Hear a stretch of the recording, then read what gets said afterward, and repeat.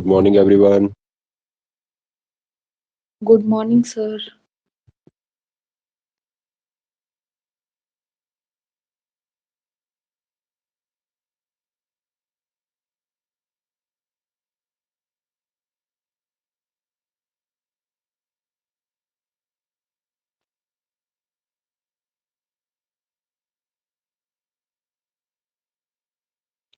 आज बेटा महिमा आशीष नहीं आया अभी। Yes, sir. आशीष नहीं आया आज। पता नहीं सर। नहीं वो टाइम से।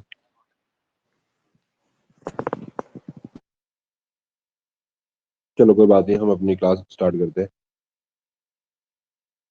Morning sir. Ma'am good morning very good morning. चलिए कंटिन्यू करते हैं। आज इस क्लास के अंदर हम जो अपना नया टॉपिक स्टार्ट करेंगे उसका नाम है डिफरेंशिएशन। राइट, हम बार बार सुनते हैं कि डिफरेंशिएटेड सेल। आज उसको डिस्कस करते हैं। क्या मीन होता है डिफरेंशिएशन का? Differential expression of gene.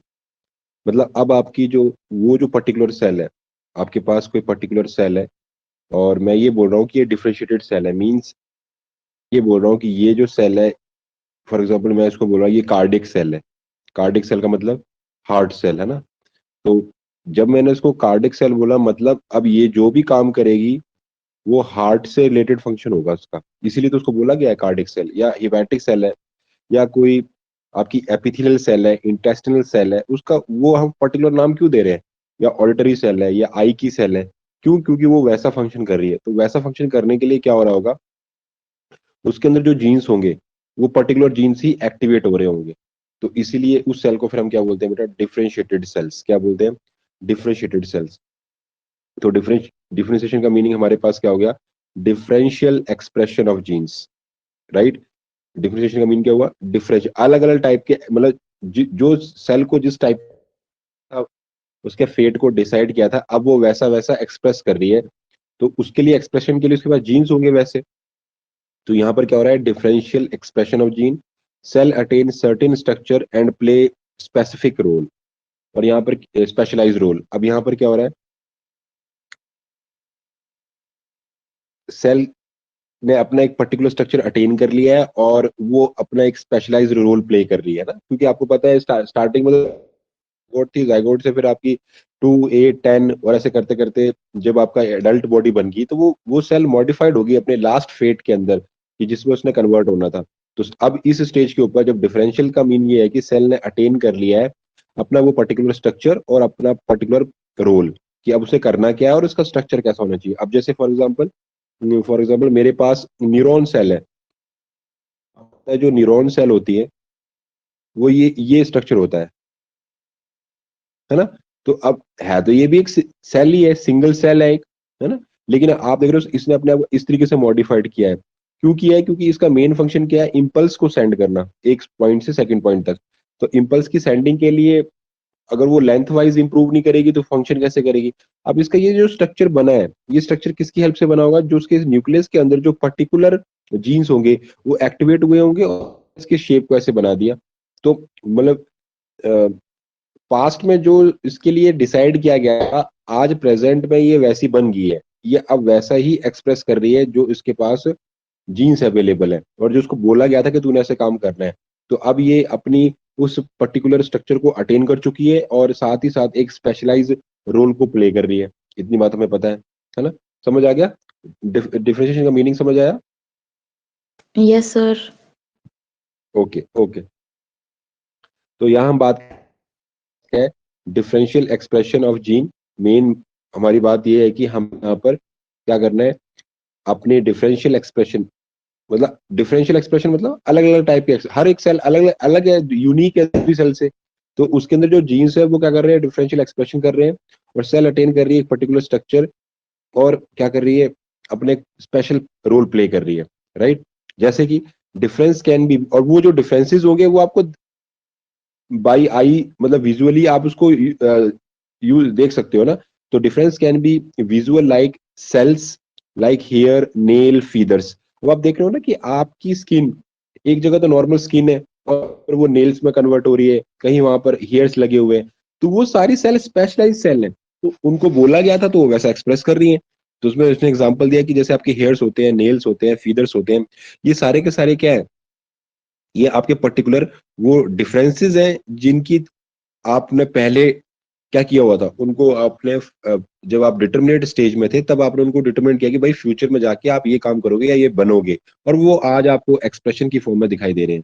या आपको आपकी जो हेयर्स है या आपके नेल्स, कोई भी बॉडी की कोई भी सेल है जो आपको आज दिख रही है ना, उनको वो सारे के सारे क्या है, अपने जीन एक्सप्रेशन की हेल्प से अपने आप को डिफ्रेशिएट कर रहे हैं अपनी नेबरिंग सेल से। क्लियर है? तो जैसे आप देखो, मैंने यहाँ पे एक नीचे एक डायग्राम ड्रॉ किया हुआ, ये मेरे पास एक सेल है और सेल का न्यूक्लियस है, ये दूसरी सेल है उसका न्यूक्लियस है, और ये तीसरी सेल है और ये उसका नेक्स्ट। कल बेटा जो वो एमएस मीडियम था ना, मैंने उसको आपको चैट के अंदर मैंने उसमें भेज दिया था, उसके अंदर एमएस का मतलब था मॉर्शिक शूक मीडियम, है ना, वो मीडियम होता है केमिकल्स का बना, जिससे वो जो ग्रोथ होती है पर्टिकुलर चलती रहती है उसकी ना। तो वो देख लेना, मैंने आपको भेजा हुआ तो वहां से नोट कर लेना। तो अब हम बात करें कि हमारे पास टोटल 3 टाइप की न्यूक्लियस है, ये न्यूक्लियस है आपके, राइट। तो फर्स्ट वाले न्यूक्लियस में क्या हो रहा है, अगर मैं बात करूं, जो फर्स्ट आपका न्यूक्लियस है वहां पर only A signal receive, that is a gene express. अब यहाँ पर क्या हो रहा है, एक चीज याद रखना, ये बहुत इंपॉर्टेंट चीज है, वैसे आपको पता होगी लेकिन फिर भी मैं आपको रिवाइज करा रहा हूँ, कि जैसे मेरे पास एक सेल है, हर एक सेल के सरफेस के ऊपर एक रिसेप्टर प्रेजेंट होता है, और जब भी कोई आपके पास सिग्नल आएगा तो उस सिग्नल का क्या साइज, जैसे आप अब ये इस सी शेप का आपके पास रिसेप्टर है, तो इसके लिए फॉर एग्जांपल ये ओवल शेप कोई सिग्नल आया है और वो यहाँ आके बैठ सकता है, कोई दिक्कत नहीं। एक मेरे पास सिग्नल है इस तरीके का, सॉरी रिसेप्टर ऐसा है, तो इस रिसेप्टर के लिए जो सिग्नल होगा उसका शेप ऐसा होना चाहिए। एक मेरे पास रिसेप्टर है इस शेप का, तो इसके लिए जो आपके पास जो सिग्नल आना चाहिए वो किस फॉर्म में आना चाहिए,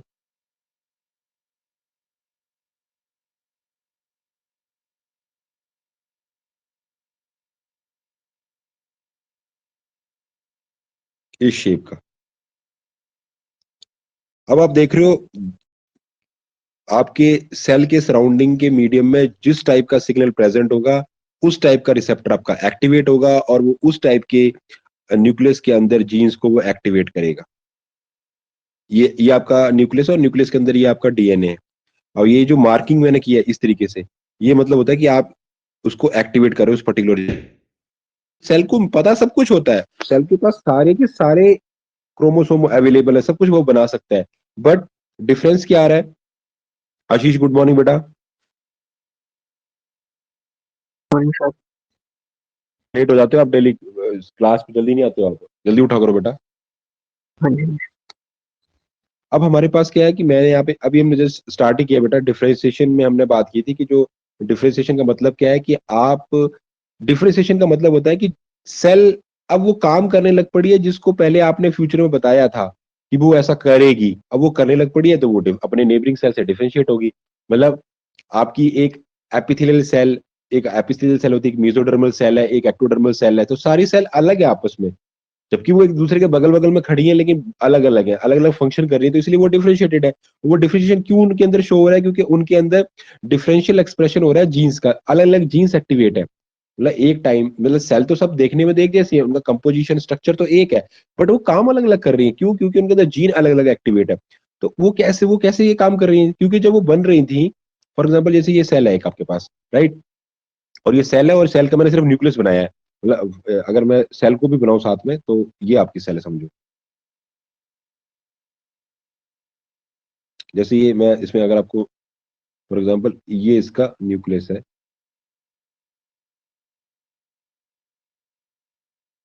एक मिनट में पूरा मार्कर ही चेंज नहीं हो रहा, ये, तो इसमें क्या है कि फॉर एग्जांपल ये जो मैंने रेड कलर का बनाया है ये आपका न्यूक्लियस है, और ब्लैक वाली जो बाहर वाली लेयर है वो क्या है, प्लाज्मा मेम्ब्रेन, राइट। तो यहाँ पर बेटा आप देख रहे हो कि ये जो रेड पार्ट है ये न्यूक्लियस है, और बाहर वाली ब्लैक वाली जो लेयरिंग है वो क्या है, आउटर सरफेस। तो इस आउटर सरफेस के ऊपर रिसेप्टर प्रेजेंट होते हैं पर्टिकुलर इंपल्स को रिसीव करने के लिए। जैसे अब जो एक टाइम में जो भी रिसेप्टर एक्टिवेट होगा वो जीन आप एक्टिवेट करवा लोगे। अब फॉर एग्जांपल ये ओवल शेप आपका इम्पल्स आई है और आके वो इस ना तो वो इससे टच करेगी ना इससे, क्योंकि जिसके साथ कंपैटिबिलिटी होगी उसके साथ ही तो वो मैच करेगा। तो ये आपका एक सिग्नल आया है ना, एक सिग्नल आया आपके मीडियम में, आपके इंटरनल एनवायरमेंट में, और वो सीधा इसके साथ अटैच करके, क्योंकि वो इन तीनों में से इसी से अटैच करेगा, और इससे अटैच करेगा तो ये अंदर जिसके साथ पर्टिकुलर अटैचमेंट कर रहा होगा, जिस इंटरनल जेनेटिक मटेरियल के साथ, उसको एक्टिवेट कर देगा और आपका वो पर्टिकुलर जीन्स एक्टिवेट होगा, और बाद में फर्दर वो आपको वो पर्टिकुलर चीजें बना के देगा, है ना, उस सेल के लिए, और वैसे सेल फिर बिहेव करेगा। ये समझ आई बेटा, ये बात समझ आई है सभी को? Yes yes sir. Sir. Yes sir. अब देखो इसी को ये इसी को मैं इम्प्लीमेंटेशन करता हूँ नीचे। ये जो मैं यहाँ पे मैंने बात डिस्कस की, मैंने तीनों डायग्राम को एक ही में सेट कर दिया। अब जैसे मेरे पास ये वाला है, एक न्यूक्लियस है, यहाँ पर आप देख रहे हो सेल के ऊपर ये रिसेप्टर लगे ए और बी, तो लेकिन सिग्नल कौन सा है? Only A signal is receive, that is a gene expressed. जब ए सिग्नल आया तो उसने आगे ए जीन को, मतलब ए जीन मतलब कोई भी एक्स वाई जेड कोई भी जीन है, मतलब ए सिग्नल आया और उसने अंदर जाके ए जीन को क्या किया? एक्टिवेट किया, और एक्टिवेशन से क्या हुआ? ये जीन काम करने लग पड़ी, उसने ट्रांसक्रिप्शन किया, ट्रांसक्रिप्शन से क्या होगा? मैसेंजर आरएनए बनेगा, और आगे जाके आगे वही ए टाइप की प्रोटीन बनेगी। यहाँ क्या हुआ? बी सिग्नल आया तो बी जीन एक्टिवेट हो गया, बी जीन एक्टिवेट हुआ तो उसे ट्रांसक्रिप्शन किया तो बी टाइप की प्रोटीन बनेगी। यहाँ पर क्या हुआ? सी टाइप का सिग्नल आया हुआ बाहर से, तो वो सी जीन्स को एक्टिवेट कर रहा है, तो सी जीन जब एक्टिवेट होगी तो वो ट्रांसक्रिप्शन करेगी और आगे जाके आपको सी टाइप की प्रोटीन बना के देगी। समझ आ गई बात? आगे चलते हैं।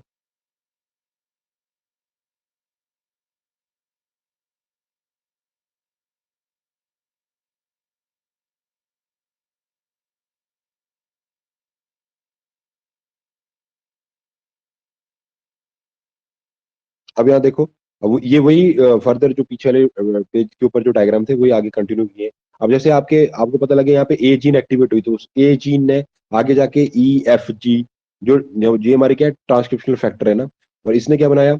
एक्स वाई जेड, ये हमारे क्या ट्रांसक्रिप्शनल फैक्टर, इसने क्या बनाया? 1 2 3, मतलब हमने डिफरेंशिएशन क्रिएट करने के लिए आपको बता दिया कि भाई ये ट्रांसक्रिप्शनल फैक्टर यहाँ बने, ये तो इनसे क्या होगा? Next level of genes expression, तो इनसे अलग अलग आपके अगले अगले जीन्स एक्टिवेट होंगे। जैसे फॉर एग्जांपल जब इनकी एक्टिवेशन से आपकी फाइनलाइज एक्टोडर्म बनी, इनकी एक्टिवेशन से आपकी मेसोडर्म बनी, और इनकी एक्टिवेशन से एंडोडर्म बनी। मतलब जब आपको ए सिग्नल मिला तो सेल ने क्या बनाया? Ectoderm, right. जब सेल को बी सिग्नल मिला तो उसने क्या बनाने लग पड़ी? वो सेल कैसे बिहेव करने लग पड़ी या क्या बनाने लग पड़ी? वो उन जीन से क्या बने? मेसोडर्म। और यहाँ पर जब ये वाली सी सिग्नल मिला तो उसने क्या बनाया? एंडोडर्म। तो इस तरीके से ये तीनों टाइप की सेल अलग अलग हुई आपस में। क्यों? क्योंकि इसमें अलग अलग जीन एक्सप्रेस हुए हैं और बाकी जीन सारे हाइड है, तो इसलिए ये सेल आपस में कैसी है? डिफरेंशिएटेड। और ये फिनोमिना क्या हुआ? डिफरेंशिएशन। क्लियर हो गया सभी को? सभी को क्लियर हो गया? Yes sir. यस। सर। अब ये एक्टोडर्म है, तो एक्टोडर्म आपकी पूरी बॉडी में वहां आपको दिखेगी जहां कवरिंग है ना। फॉर एग्जांपल आपकी आउटर जो स्किन है वहां पर दिखेगी, जो आपकी गट है उसकी जो कवरिंग है, उसकी ल्यूमन की साइड, उसकी हम बात करेंगे, बकल कैविटी, एनस, वहां हर जगह आपको एक्टोडर्म मिलेगा। मीजोडर्म में आप वहां मिलेगा जो इंटरनल ऑर्गन है, लाइक जैसे आपका एंडोस्केलेटन है ना, आपका जो स्केलेटन होता है बॉडी का, जो स्केलेटन है वो भी मीजोडर्मल इन ओरिजिन होता है ना। और भी बहुत सारी चीजें जो मीजोडर्मल इन ओरिजिन होती है। आपका जो ब्लड है वो भी मीजोडर्मल इन ओरिजिन होता है। फिर हम बात करें एंडोडर्म, तो एंडोडर्म में जो आपकी जो इंटरनल जो बात करूं मैं इंटेस्टाइन, उसकी जो लेयरिंग है वो एंडोडर्मल ओरिजिन होती है। बहुत सारे ऐसे ऑर्गन है जो एंडोडर्मल ओरिजिन होते हैं, हम देखेंगे ये भी कि एक्टोडर्म से क्या, क्योंकि ये टोटल 3 लेयर्स ही हैं जो आपको रिसीव होती है सबसे पहले। ये मिलती है आपको आपके कौन से स्टेज पर? गैस्ट्रोला स्टेज के ऊपर ये तीनों लेयर मिल जाती है, राइट। उसको बोलते हैं हम 3 जर्मिनल लेयर। तो ये तीनों लेयर आपको वहां पर उस लेवल पे मिल जाती है। फिर फर्दर हर एक लेयर से अलग अलग चीजें बनती है। मतलब अभी ये जो सेल है इनके अंदर कौन सी पावर है? अगर मैं आपसे पूछूं एक्टोडर्म, मेसोडर्म और एंडोडर्म, ये 3 जर्म लेयर्स आपको मिल गई है, इसमें कौन सी पावर है? टोटीपोटेंसी, प्लूरीपोटेंसी, मल्टीपोटेंसी या यूनिपोटेंट? प्लीज मुझे रिप्लाई करो बेटा, इन तीनों में कौन सी पावर है?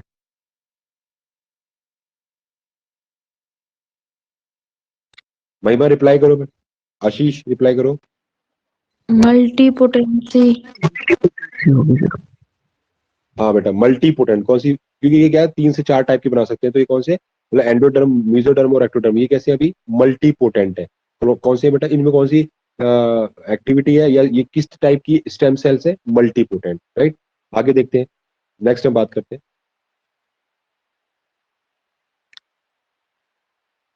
नेक्स्ट हम बात करते हैं, नेहा मैम आपको माइक ऑन है, कुछ पूछ रहे हो आप? नहीं सर ऑन रहेगा। ओके, आगे हम बात करते हैं, नेक्स्ट हम बात करें कैस्केड ऑफ जीन एक्सप्रेशन। अब यहाँ पर क्या होता है कि डिफरेंट टाइप के, इसी के अंदर हम डिस्कस कर रहे हैं कि differentiation followed by the pattern formation, pattern formation result into morphogenesis. बहुत इंपॉर्टेंट चीज है, पहले हमने देखा डिफरेंशिएशन, अब हम आगे वाली जो हमारी नेक्स्ट जो टर्म आने वाली है उसको बोलेंगे मॉर्फोजेनेसिस। लेकिन उससे पहले आपको ये दो लाइनें आपको याद रखनी पड़ेगी। कैस्केड ऑफ जीन एक्सप्रेशन मतलब कि ऐसा नहीं है कि एक ही सिंगल जीन, आपको पता है जैसे मैं अगर आपसे पूछूं, जैसे मेरे पास ये है क्रोमोसोम, ये मेरे पास क्रोमोसोम है, तो एक क्रोमोसोम के ऊपर आपके पास होते हैं, लेकिन मैंने एक ही बनाया है। एक क्रोमोसोम के ऊपर अप्रोक्सीमेट 3000 जीन्स अवेलेबल होते हैं, राइट। और ऐसे ही आपके पास कितने जीन्स है, मतलब कितने क्रोमोसोम है, 46 क्रोमोसोम है ह्यूमन सेल के अंदर, राइट। तो देखो एक के ऊपर कितने हैं, 3000, कितने 3000, तो इस तरीके से आपके पास कितने सारे जीन्स हो गए। तो कोई ऐसा नहीं है कि आपके पास एक दो जीन एक्टिवेट हो रहे हैं, मतलब कैस्केड, मैंने यहाँ लिखा हुआ उसका हिंदी, जैसे एक झरना गिरता है ना, तो झरने में कोई एक ड्रॉप थोड़ी होती है पानी की, करोड़ों ड्रॉप है पानी की ना। तो वैसे सेम जैसे जीन एक्सप्रेस होना शुरू करता है ना, तो उसमें बहुत सारे जीन पार्टिसिपेशन देते हैं, है ना। ये 3000 जीन्स बैठे हैं, तो अगर आपका 46 क्रोमोसोम में से एक क्रोमोसोम अगर एक्टिवेट भी हो रहा है, तो उसके अंदर थाउजेंड ऑफ जीन्स एक्टिवेट हो जाते हैं। उस प्रोसेस को या उस फिनोमेना को फिर हम क्या बोलते हैं, कैस्केड ऑफ जीन एक्सप्रेशन। क्या बोलते हैं, कैस्केड ऑफ जीन एक्सप्रेशन। और ये क्या, उसके बाद क्या होगा, differentiation followed by pattern formation. तो जैसे आपका डिफरेंशिएशन डन हो जाएगा, उसके बाद बात होगी पैटर्न फॉर्मेशन की। और जैसे ही पैटर्न का फॉर्मेशन हो जाएगी, तो उसके बाद हम बात करेंगे मॉर्फोजेनेसिस की। मतलब डिफरेंशिएशन मतलब क्या हो गया, आपने आपने ये बता दिया कि भाई हाँ, कि हम जैसे मैं आपको ड्रॉ करके बताता हूँ। जैसे आपने बोला कि भाई मेरे पास ये एक मेरी एम्ब्रियोनल सेल थी और इसमें ये सेल्स अवेलेबल है। तो अब मैंने यहाँ पे डिफरेंशिएशन कर दिया, सबकी अलग अलग के अलग अलग न्यूक्लियस को मैंने अलग अलग एक्टिवेशन, अलग अलग सिग्नल प्रोवाइड किए हैं। तो वो क्या करेंगे, डिफरेंशिएशन, ये सेल्स कैसे हुई डिफरेंशिएटेड। अब ये क्या करेंगे, पैटर्न की फॉर्मेशन करेंगे, मतलब ये अलग अलग चीजों को बनाना शुरू कर रही है, तो पैटर्न बन रहा है ना। मतलब जैसे फॉर एग्जाम्पल ये हार्ट के लिए रिस्पॉन्सिबल है, तो ये धीरे धीरे हार्ट की फॉर्मेशन करेगी। आपको पता है जब बेबी बन रहा होता है यूट्रस के अंदर, तो फर्स्ट मंथ के अंदर, जो फर्स्ट मंथ होता है डेवलपमेंट का, उसमें हार्ट आपका डेवलप हो जाता है। तो ये सेल आगे मोटिवेट हो रही है हार्ट को बनाने के लिए। तो हार्ट को एक सेल थोड़ी है, सिंगल थोड़ी है, मल्टी सेलुलर ऑर्गन है और बहुत बड़ा ऑर्गन होता है और बहुत कॉम्प्लिकेटेड और बहुत इंपॉर्टेंट है। ये उस चीज के लिए पैटर्न तैयार करेगी, भाई बनाना कैसा है। अब आपको पता है जर्नली आपके उसमें कितने, 2 ऑरिकल होते हैं और 2 वेंट्रिकल होते हैं। तो इनकी प्रॉपर अलाइनमेंट, इनका पूरा पैटर्न, एक आपको जैसे मैं एक स्केच तैयार कर रहा हूँ, ऐसा इसको एक पैटर्न बनाना पड़ेगा ना। तो डिफरेंशिएशन, जब आपने एक सेल को डिफरेंशिएट कर दिया, जब आपने एक सेल को, आपने क्या किया, डिफरेंशिएट किया कि भाई ये कल को जाके ये वाली सेल जो मैं ये कर्सर से बता रहा हूँ, ये सेल हार्ट सेल बनाएगी। तो ये आपने क्या किया, इसको आपने डिफरेंशिएट कर दिया। अब ये आगे पैटर्न बना रही है कि किस टाइप का मुझे बनाना है, उसके लिए पैटर्न तैयार कर रही है। और जैसे पैटर्न की फॉर्मेशन हो जाएगी, तो लास्ट में क्या होगा, मॉर्फोजेनेसिस। मॉर्फोजेनेसिस का मतलब फॉर्मेशन ऑफ ऑर्गन, वो पर्टिकुलर ऑर्गन, वो पर्टिकुलर टिश्यू, वो पर्टिकुलर बॉडी का पार्ट आपका बन के तैयार हो जाएगा। है? बात समझ आ गई, सभी को समझ आ गई ये दोनों लाइनें? Yes, sir. Yes sir. Yes okay, sir. Okay, आगे कंटिन्यू।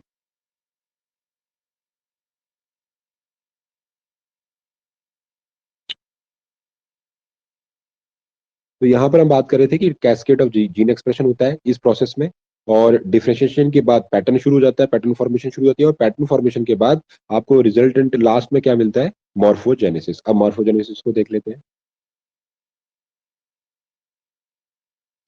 मॉर्फोजेनेसिस क्या है,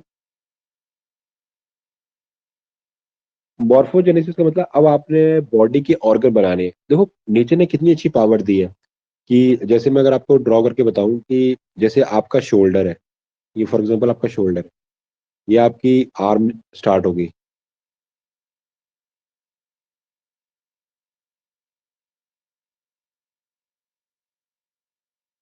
अब आप देख रहे हो ना कि ये आपका शोल्डर है और ये आपकी आर्म है ना। इसके अंदर कौन सी बोन होती है, ह्यूमरस। आगे क्या होता है, रेडिया और अल्ना। इन जो आगे वाला आपके लास्ट वाला पार्ट है आपकी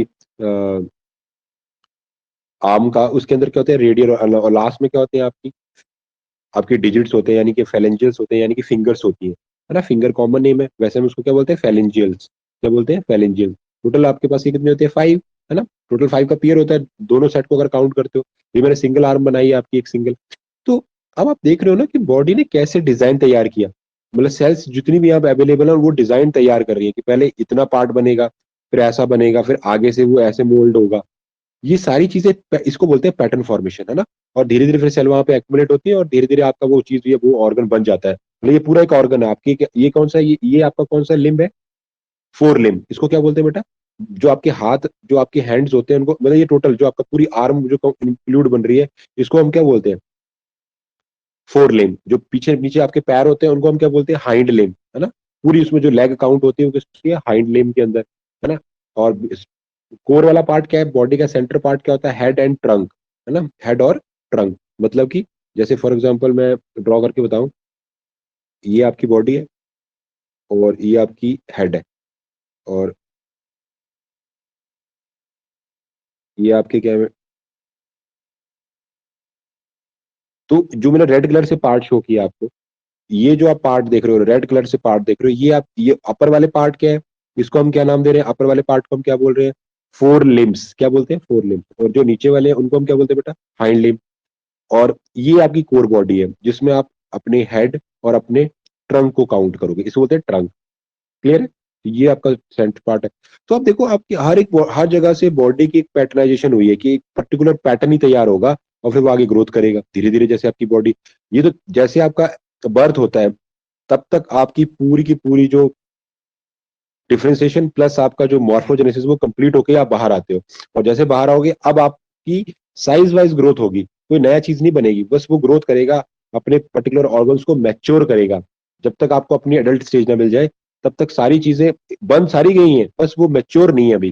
तो धीरे धीरे जब आप अपनी एक पर्टिकुलर एज को अटेन करोगे, एडल्ट स्टेज में जाओगे, लगभग आप 22-23 के आसपास पहुंच जाओगे, वो धीरे धीरे तब तक पहुंचते पहुंचते सारी चीजें आपकी मैच्योर हो जाएंगी और वेल प्रॉपर फंक्शन करेंगी वो, राइट, वेल डेवलपमेंट के साथ। तो यहाँ पर हमने बात की कि हमारे पास जो आपके पास मॉर्फोजेनेसिस, अब तो इसका कुछ ना कुछ रीजन तो होगा कि भाई ये कैसे पता लगा कि भाई पहले आम बनेगी, फिर ऐसे इस ये पर्टिकुलर पैटर्न आएगा, फिर इस तरीके से आएगा।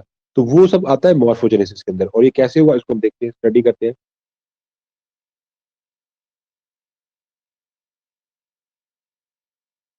तो यहाँ बोलता है कि मॉर्फोजेनेसिस का मतलब क्या होता है। यहाँ पर हमारी पहली जो कंडीशन आती है उसमें हम क्या देखते हैं, morphogen gradient and conditional specification.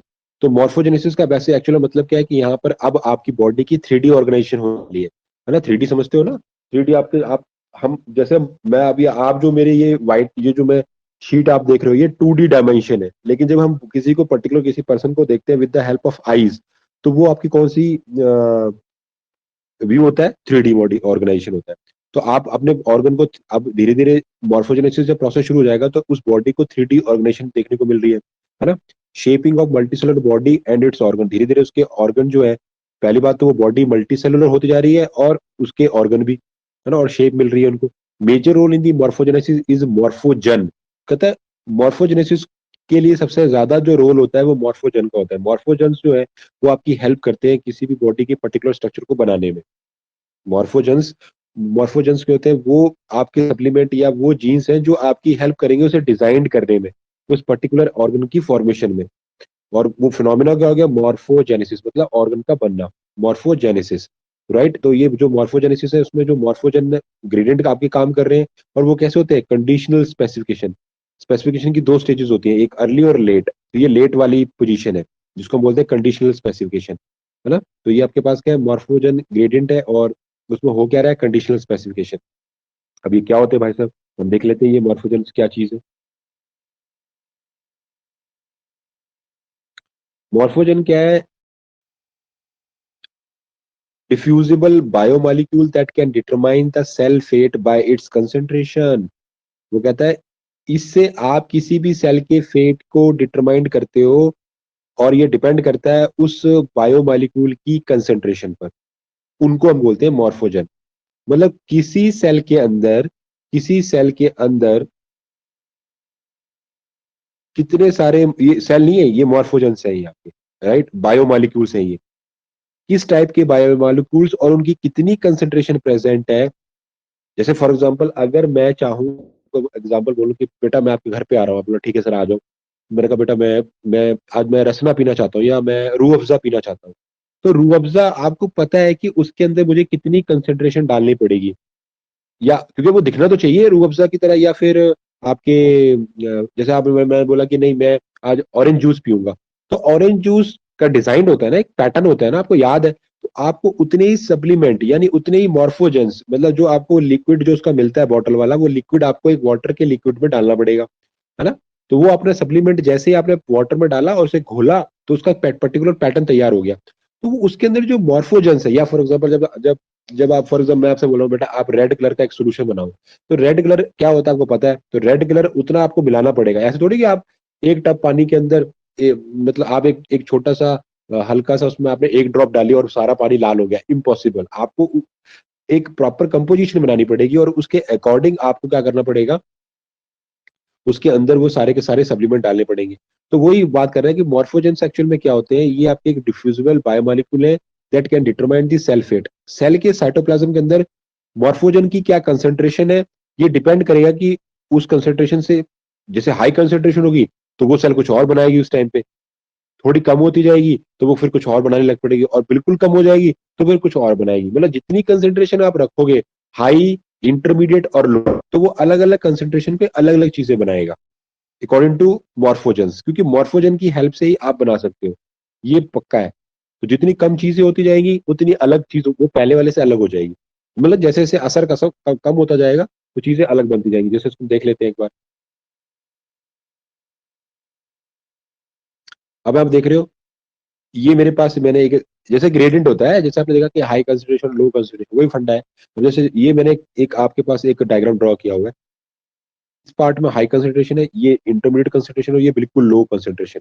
तो जो हाई कंसंट्रेशन वाला एरिया है उसको बोलते हैं सिंथेसिस सोर्स ऑफ मॉर्फोजन। मतलब जहां पर हाई है, मतलब यहीं पर कहीं बन रही होगी वो मॉर्फोजन बन रहे होंगे, तभी तो इस जोन के अंदर हाई है, उसको बोल रहे हैं हम सिंथेसिस सोर्स ऑफ मॉर्फोजन। फिर अब उसका मॉर्फोजन का क्या हो रहा है, सिंपल डिफ्यूजन। सिंपल मतलब high concentration to low concentration के अकॉर्डिंग हमने चल रहा है। तो हाई कंसंट्रेशन से हम लो कंसंट्रेशन तक जब चलेंगे तो धीरे धीरे कंसंट्रेशन के मॉलिक्यूल कम होते जा रहे हैं। तो जब कम होते जा रहे हैं तो ये अलग कुछ काम करेंगे। तो और जब बिल्कुल कम हो जाए, जैसे ये वाला पार्ट है जो आपको टर्मिनल, ये जो नैरो पार्ट दिख रहा है, यहाँ बिल्कुल कम है आपकी कंसंट्रेशन आपके मॉर्फोजेंस की, तो इस जोन को या इस रीजन को हम क्या नाम देंगे बेटा, सिंक रीजन। क्या नाम देंगे, सिंक रीजन। क्लियर होगी बात। और ये क्या कर रहे हैं morphogen, it act, sorry, it can be act as a transcription factor and it can be secreted protein molecules। तो कहते हैं ये जो आपके मॉर्फोजेंस होते हैं एक्चुअल में ये काम करते हैं आपके ट्रांसक्रिप्शनल फैक्टर की तरह। कैसे काम करते हैं तरह, और कल को जाके ये फिर आपको क्या बना के देंगे बेटा, पर्टिकुलर वो प्रोटीन बना के देंगे, और वो पर्टिकुलर प्रोटीन आपके उस पर्टिकुलर सेल के अंदर अटैच होगी और वो फिर पर्टिकुलर सेल वैसे बिहेव करेगी, राइट। जैसे एग्जाम्पल उसने लिया ड्रोसोफिला का, उसने ड्रोसोफिला का एग्जाम्पल लिया है, it can be produce within the cell and act as a transcription factor. तो ड्रोसोफिला के अंदर ये एक सेल के अंदर ही प्रोड्यूस होते हैं और अपने ट्रांसक्रिप्शन फैक्टर की तरह काम करते हैं। किसी कोई इस टॉपिक के अंदर मॉर्फोजन समझ में आ गया बेटा, मॉर्फोजन इसे समझ में आई। Yes, sir. Yes, sir. Sir. Yes. Okay okay, simple सी बात है, कोई ज्यादा समझने आपने कि भाई मॉर्फोजन क्या कर रहे हैं। मॉर्फोजन आपके एक ऐसे आपके पास बायोमॉलिक्यूल्स हैं जो आपकी हेल्प कर रहे हैं आपके उस पर्टिकुलर सेल या उस पर्टिकुलर ऑर्गन की फॉर्मेशन में, क्योंकि लास्ट में जब ये मॉर्फोजन अपना काम कर जाएंगे तो वो पर्टिकुलर ऑर्गन आपके पास बन के तैयार हो जाएगा। तो इनकी कंसेंट्रेशन कैसी है सेल के अंदर, ये डिटरमाइंड करती है। जितनी ज्यादा होगी तो वो कुछ और बनाएगा। आप जैसे देख लेते हैं वो कैसे मैं डिफाइन कर रहा हूँ, उसको हम आगे देखते हैं, अभी आपको पता लग जाएगा।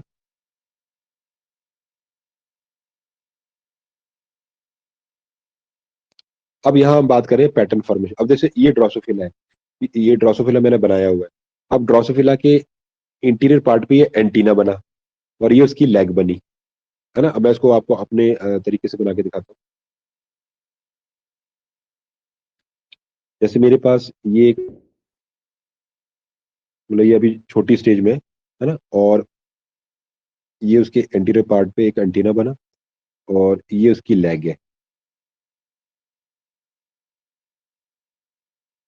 तो आप देख रहे हो एंटीने का डिजाइन कैसा बना, दिख रहा है आप लोग को, बिल्कुल ऐसे नैरो शेप में तलवार की तरह, सोड की तरह बना हुआ है।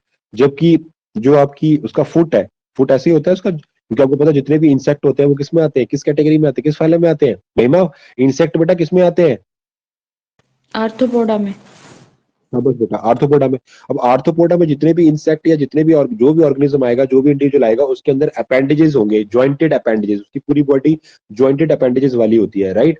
तो जॉइंट आप देख रहे हो ना, यहाँ पे एक एक जॉइंट बना, फिर अगला बना, फिर आगे नाखून बन गया उसका, क्लॉ जिसको आप बोलते हो, उसकी लैंग्वेज में क्या बोलते हैं, क्लॉ, है ना। तो ये कैसे पता लगा कि भाई ये यहाँ पर ये बनेगा, इसके बाद ये बनेगा और इसके बाद ये बनेगा? तो इसी को हम बोलते हैं बेटा, ये जो मॉर्फोजन है उनकी हेल्प हो रही है।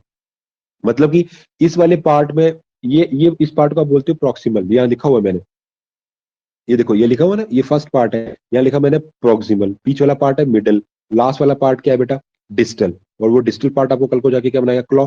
तो और ऊपर वाले पार्ट में आप देख रहे हो यहाँ धीरे धीरे धीरे उसकी जो विड्थ है वो कम होती जा रही है, कम होती जा रही है, और लास्ट में वो पैना हो गया है ना, नैरो हो गया वो। तो ये जो नैरो शेप आपको दिखाई दे रहा है, ये धीरे धीरे इसकी विड्थ क्यों कम होती चली गई, ये है मॉर्फोजन। जैसे जैसे आपके मॉर्फोजन की कंसंट्रेशन कम होती जाएगी तो उसने ऐसा डिजाइन कर दिया। अब इस वाले पार्ट में हाई कंसंट्रेशन, उसने क्या बनाया, प्रॉक्सिमल पार्ट, क्या बनाया, लेग का, ये लेग है पूरी आपकी, पूरी टोटल एक लेग है, ये दिख रही है, ये आपको लिखा हुआ मैंने यहाँ पे लेग। तो ये आपकी पूरी एक लेग है, लेकिन लेग के आगे आगे फर्दर 3 पार्ट है। पहले वाले पार्ट में क्या होगा, मॉर्फोजन बहुत हाई थे तो उन्होंने बनाया प्रॉक्सिमल पार्ट, बीच में इंटरमीडिएट मॉर्फोजन्स हो गए, थोड़े कम हो गए पहले से, तो वो क्या बना रहे हैं, मिडिल पार्ट। और जब बिल्कुल ही कम हो गए तो वो क्या बना रहे हैं, क्या बना रहे हैं बेटा, वो क्लॉज, क्या बना रहे हैं, क्लॉज।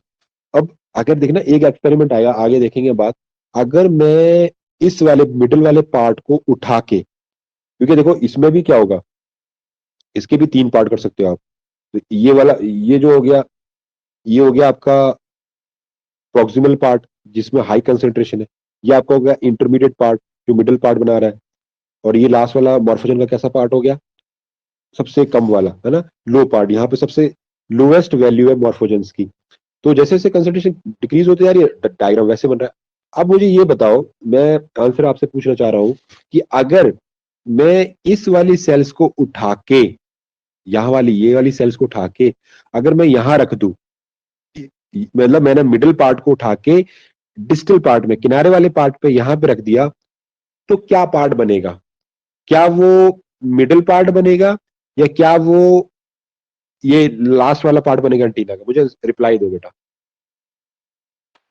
लास्ट ही बनेगा क्योंकि मॉर्फोजन कम है यहाँ पर। और कोई बेटा? सर मिडल ही बनेगा इसमें। और कोई बेटा? आशीष, आशीष हो तो नहीं गया? No sir, no sir. हाँ बेटा, क्या बनेगा इसमें? यहाँ पे सर लास्ट पार्ट ही बनेगा। लास्ट पार्ट बनेगा बेटा, जो बोल रहे हैं ना कि लास्ट पार्ट बनेगा वो बिल्कुल गलत। हाँ जी, मिडिल बनेगा, मिडिल, क्योंकि ये पहले से डिसाइड है सेल का। हाँ वेरी गुड, शाबाश।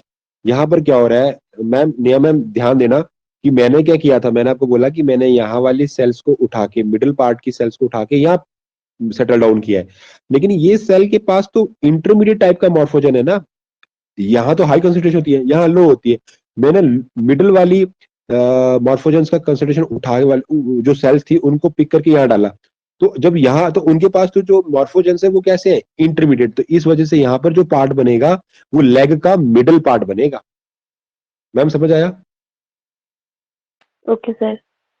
हाँ, यहाँ पर क्या होगा मैम कि अगर फॉर एग्जांपल, चलो यही नहीं, मैं ये बोल रहा हूँ कि मैंने प्रॉक्सिमल पार्ट की सेल्स को उठा के, प्रॉक्सिमल पार्ट की सेल्स को उठा के यहाँ रख दिया टर्मिनल पार्ट पे, एंटीना के टर्मिनल पार्ट पे, तो यहाँ पे एंटीना का जो आगे वाला हिस्सा है वो क्या बनाएगा, ये वो फिर क्या बनाने लग पड़ेगा, वो लेग का प्रॉक्सिमल पार्ट, क्योंकि इनकी इन सेल्स के अंदर, हाँ वो क्या बनाएगा, प्रॉक्सिमल पार्ट। क्यों? क्योंकि उनके पास हाई कंसेंट्रेशन है, इसके अंदर हाई कंसेंट्रेशन है किसकी, मॉर्फोजेंस की, तो वो यहाँ जब काम करेंगे तो फर्दर क्या बनाएंगे, प्रॉक्सिमल पार्ट, है ना। तो ये डिपेंड करता है आपके पास मॉर्फोजन की कंसेंट्रेशन क्या है।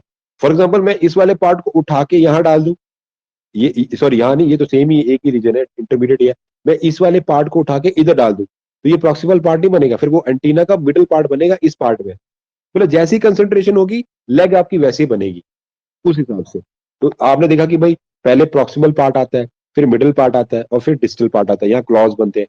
तो ये अब फॉर एग्जाम्पल मैं लेग का इस वाले पार्ट को उठा के इधर डाल दूं, तो यहां पर भी वो क्या बनाने लग पड़ेगा, क्लॉज क्या बनाएगा, क्योंकि इसके अंदर जो सेल प्रेजेंट है वो कैसी है, लो कंसंट्रेशन वाली। कैसी है, लो कंसंट्रेशन वाली। क्लियर है, सभी को समझ आ गई ये बात, समझ। Yes Yes, sir. sir. Sir. चलिए आगे चलते हैं, आगे चलते हैं।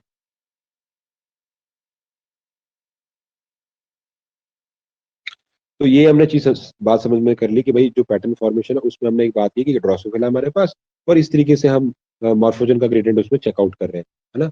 आगे देखते हैं। तो उसमें उसने क्या बोला कि भाई decided by the morphogens gradient to form the leg different parts. तो कहता है आप मॉर्फोजन के अकॉर्डिंग सेटअप करते हो कि भाई लेग की फॉर्मेशन कैसे होने वाली है। इस चीज को आप याद रखना कि आप मॉर्फोजन्स के अकॉर्डिंग डिसाइड करते हो कि आपके डिफरेंट डिफरेंट पार्ट कैसे बनेंगे, right, on the basis of the concentration of morphogen. तो मेन आपने आंसर ये करना है, आपसे पूछता है कि भाई डिफरेंट डिफरेंट पार्ट कैसे बन रहे हैं, तो आपका आंसर होगा on the basis of concentration of morphogens. तो जैसे मॉर्फोजन की जो आपके पास क्या होगी, कंसंट्रेशन होगी, उस बेसिस पर आपकी बॉडी का वैसा वैसा पार्ट बनेगा। अगर मॉर्फोजन की कंसंट्रेशन बहुत ज्यादा हाई है तो लेग का प्रॉक्सिमल पार्ट बनता है, अगर उसकी कंसंट्रेशन इंटरमीडिएट लेवल पे है तो वो मिडिल पार्ट बनाएगा लेग का या आपके एंटीना का, और अगर आपकी बहुत लाइट या माइन्यूट कंसंट्रेशन बची है आपके पास तो वो आपके लेग और एंटीना का टर्मिनल लास्ट पार्ट, वो डिस्टल पार्ट को वो फॉर्म्ड करेगा। इतनी बात समझ आ गई सभी को, आई थिंक सबको क्लियर हो गया होगा। आगे चलते हैं, आगे बात करते हैं। कहते हैं जो डिफरेंशिएशन है, differentiation done by broad potential decided, उसके बाद all cell arrange in the form of the morphogenetic field, और लास्ट में क्या हो जाता है, पैटर्न की फॉर्मेशन हो जाती है। तो ये आपके पास पर्टिकुलर एक आइडिया है कि भाई कैसे क्या क्या होता है, कि जैसे आपको सेल को एम्ब्रियोनल स्टेज में उसका जो डिफरेंशिएशन किया गया उसको डिफरेंशिएट कर दिया, मतलब आप सेल है अपनी नेबरिंग सेल से, जैसे ये मेरे पास एम्ब्रियो और उसमें उसके पास सेल्स है अलग अलग। तो आप बोलो अलग अलग अलग अलग मतलब ये सेल कुछ और बनाएगी, ये सेल कुछ और बनाएगी, ये सेल, तो ये मतलब अपनी नेबरिंग सेल से डिफरेंशिएट होगी, मतलब वहां पर क्या हो गया, डिफरेंशिएशन जो आपका है वो डन हो गया है, आपने ये फेज क्रॉस कर लिया। उसके बाद क्या होगा, ब्रॉड पोटेंशियल डिसाइड, उसके बाद किसके पास कितना पोटेंशियल रहेगा उसको डिसाइड किया जाएगा। उसके बाद all cell arrange in the form of morphogenetic field, फिर वो अपने अपने अकॉर्डिंग अपनी अपनी जगह पे चली जाएगी। अभी तो ये ओवल शेप दिख रहा है, फिर बॉडी धीरे धीरे आपको पता है कि जैसे पहले जो एम्ब्रियो ऐसे बनना शुरू होता है, फिर धीरे धीरे उसका गर्दन बनना शुरू हो जाती है,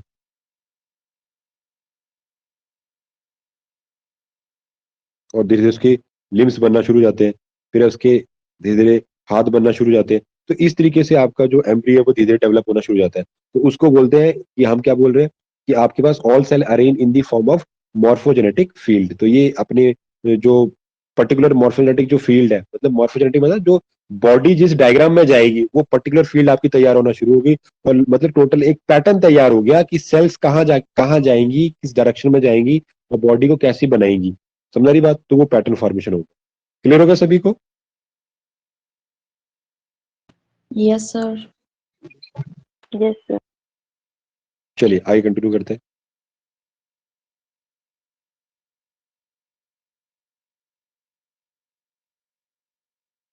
अब उसी को आगे बात करें कि formation of the morphogen gradient कैसे बनते हैं। अब ये मैंने ग्राफ प्लॉट किया हुआ है ना, और ये मेरे पास सेल्स है।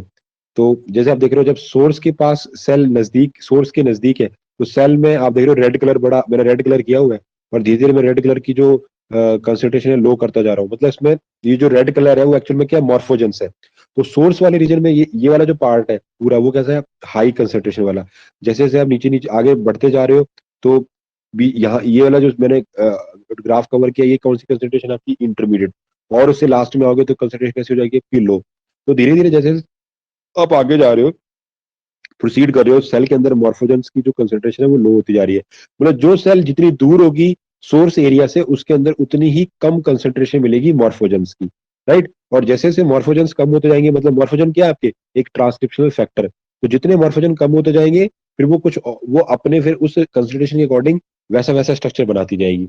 अगर हाई कंसेंट्रेशन है तो ड्रोसोफिला क्या बन रहा था, प्रॉक्सिमल। इंटरमीडिएट कंसेंट्रेशन है तो वो पार्ट आपका कौन सा बन रहा था, मिडल। और लास्ट क्या बन रहा था, डिस्टल, यानी कि क्लॉज बन रहे शुरू हो जा रहे थे। तो अकॉर्डिंग टू, मतलब कहने का मतलब ये है कि ड्रोसोफिला के अंदर जो क्लॉज होते हैं, जो उसके नाखून होते हैं, उसको बनाने के लिए हमें चाहिए लो कंसेंट्रेशन। मेन बात ये है, इसका मतलब ये हुआ कि वहां पर हमें अगर क्लॉज तभी बनते हैं जब आपके पास कम कंसेंट्रेशन हो। मिडिल पार्ट तभी बनता है जब आपके पास मॉर्फोजन की कंसेंट्रेशन कैसी हो, इंटरमीडिएट। आपके पास प्रॉक्सिमल पार्ट तभी बनेगा जब आपके पास हाई कंसेंट्रेशन हो मॉर्फोजेंस की। तो ये डायग्राम उसको शो कर रहा है। तो कहता है मॉर्फोजन सिक्रीटिंग सेल कहां पर प्रेजेंट होती है, प्रॉक्सिमल पार्ट के अंदर। कहता है हमेशा। अब ये वाला पार्ट कौन सा है बेटा, प्रॉक्सिमल पार्ट, और लास्ट वाला पार्ट कौन सा है, डिजिटल पार्ट, राइट। तो कहता है कि जो मॉर्फोजन सिक्रेटिंग सेल्स है वो आपको कहां मिलेंगी, सोर्स वाले रीजन में, स्टार्टिंग वाले पॉइंट जहां से प्रॉक्सिमल पार्ट स्टार्ट होने वाला है। तो सोर्स आपका मॉर्फोजन का क्या है बेटा, स्टार्टिंग पॉइंट, राइट। इतनी बात समझ आ गई। तो कहता है morphogen gradient is important mechanism of conditional specification, it is a paracrine factor. अब पैराकाराइन फैक्टर क्या होता है, मैंने आपको दो टाइप के जब हमने स्टार्टिंग में जब क्लास स्टार्ट की थी, तो थोड़े दिन पहले जब हमारे पास हमने बात की थी कि हमने दो टाइप के सिग्नल की बात की थी। एक होता है पैराक्राइन और दूसरा होता है जक्स्टाक्राइन। दो टाइप की मैंने सिग्नल की बात की थी। नेहा मैम, क्या मीनिंग होती है पैराक्राइन फैक्टर्स की? Sir I don't know. भूल गया, आपने रिवाइज नहीं किया मुझे लगता है ना, आपने पीछे वाला देखा नहीं, मैंने आपको बताया था जब हम कंडीशनल स्पेसिफिकेशन कर रहे थे, तब मैंने आपको बताया था। महिमा, बेटा आप बताओ क्या होता है पैराक्राइन फैक्टर, क्या होता है? सर इसमें नाइबरिंग सेल्स होती है, वो स्क्रीट करती है पैराक्राइन फैक्टर। हाँ शाबाश। क्या नाम है, आशीष, जक्स्टाक्राइन फैक्टर क्या होता है? सर रिकॉल नहीं कर पा रहा। इसमें क्या होता है बेटा, देखो दो टाइप के मैंने आपको सिग्नल बताए थे। जैसे यहाँ पर जो हम जिस सिग्नल की बात करेंगे, तो जो मॉर्फोजन ग्रेडियंट है is important mechanism of conditional specification, मतलब जो कंडीशनल स्पेसिफिकेशन होती है उसके लिए सबसे इंपॉर्टेंट है मॉर्फोजन ग्रेडियंट। तो वो काम कैसे करता है, कि इस पैटर्न पे काम करता है, पैराकाइन फैक्टर के काम के ऊपर काम करेगा। अब ये पैराकाइन फैक्टर या सिग्नल क्या होता है, मैं फॉर एग्जाम्पल जैसे मेरे पास दो सेल है, अगर आप पैराकाइन फैक्टर पे काम कर रहे हो, सेल कुछ सिक्रीट करेगी और वो उनको हम बोलेंगे मॉर्फोजेंस। तो उसमें जरूरी नहीं है कि वो सेल बगल वाली सेल आपके पास में खड़ी हो। मतलब ये जो जो भी इसने सिक्रीट किया है वो ब्लड सर्कुलेशन के थ्रू किसी जो फार डिस्टेंस सेल है उसको भी क्या कर सकती है, हिट कर सकती है, उसको भी सिग्नल प्रोवाइड कर सकती है। तो ऐसे सिग्नल को बोलते हैं पैराक्राइन फैक्टर। लेकिन जो जक्स्टाक्राइन फैक्टर होता है उसमें वो signal with the help of ligand भेजती है, इस तरीके से। तो यहां पर वो एक दूसरे के क्लोज होना जरूरी है। तो इसको हम क्या बोलते हैं बेटा, जक्स्टाक्राइन फैक्टर। क्या बोलते हैं, जक्स्टाक्राइन फैक्टर या जक्स्टाक्राइन प्रोसेस या फिनोमिना, या है ना। तो ये तो हो गया जक्स्टाक्राइन फैक्टर जो नीचे वाला है। और जब वो सिक्रीट करे सेल, जो जिसने सिक्रीशन किया है उसको थोड़ी टेंशन है कि बगल वाली सेल पास में, बगल वाली को भी वो एक्टिवेट कर सकता है, या कोई दूर जगह पे बैठी होगी सेल उसको भी एक्टिवेट कर सकता है। समझ आ रही बात, कोई दिक्कत नहीं। अब समझ आ गया दोनों पैराक्राइन फैक्टर और समझ आ गया बेटा दोनों को, सभी को? Yes sir, yes sir. Okay okay, आगे कंटिन्यू करते हैं। तो यहाँ पर वो कहता है कि जो आप यहाँ मॉर्फोजेंस की जो बात कर रहे हो, वो हमारे पास क्या है कि उसमें हमारे पास जो मॉर्फोजन ग्रेडियंट है वो is a important mechanism of conditional specification. ये जो मॉर्फोजन वाला काम है, मॉर्फोजेंस क्या है, सिक्रीशन होता है ना। मॉर्फोजन क्या है, आपके एक ट्रांसक्रिप्शनल फैक्टर है, वो सिक्रीट हो रहे हैं, उनकी कंसंट्रेशन आप देख रहे हो जैसे जैसे लो होती जा रही है। तो ये मतलब इसमें ये जरूरी नहीं है कि वो में बैठी हो, है ना। तो यहाँ पर क्या है कि जैसे जैसे उसकी कंसंट्रेशन कम होती जाएगी तो वो कुछ और बनाती जाएगी। तो ये फिर एक किस टाइप का हो गया, कंडीशनल स्पेसिफिकेशन। मतलब ये जो मॉर्फोजन ग्रेडियंट वाला जो फैक्टर है वो किस पे काम कर रहा है, कंडीशनल स्पेसिफिकेशन। मैंने आपको पढ़ाया हुआ कंडीशनल, एक ऑटोनोमस स्पेसिफिकेशन पढ़ाया था, एक कंडीशनल पढ़ाया था, और एक सिंसेशन स्पेसिफिकेशन पढ़ाया था। तो कौन सा फैक्टर काम कर रहा है, कंडीशनल। मतलब ये होगा तो ये बनेगा, ज्यादा होगा तो कुछ और बनेगा, थोड़ा कम हो जाएगा तो कुछ और बनेगा, और कम हो जाएगा, तो ये कंडीशनल पे डिपेंड कर रहा है। इसलिए इसको क्या नाम पड़ गया, कंडीशनल स्पेसिफिकेशन, है ना। और ये किस फैक्टर पे काम कर रहा है, पैराक्राइन। मतलब पैराक्राइन का मतलब जब आपकी एक सेल कुछ सिक्रीट करे और फिर जाके वो चीजें बने, है ना। बात क्लियर होगी सभी को? Yes sir. Yes sir. Okay okay, आगे हम बात करें। अब हमारे पास इसमें एक हमारे पास साइंटिस्ट थे जिनका नाम था लुइस वोल्पर्ट। उनका नाम था वर्ड।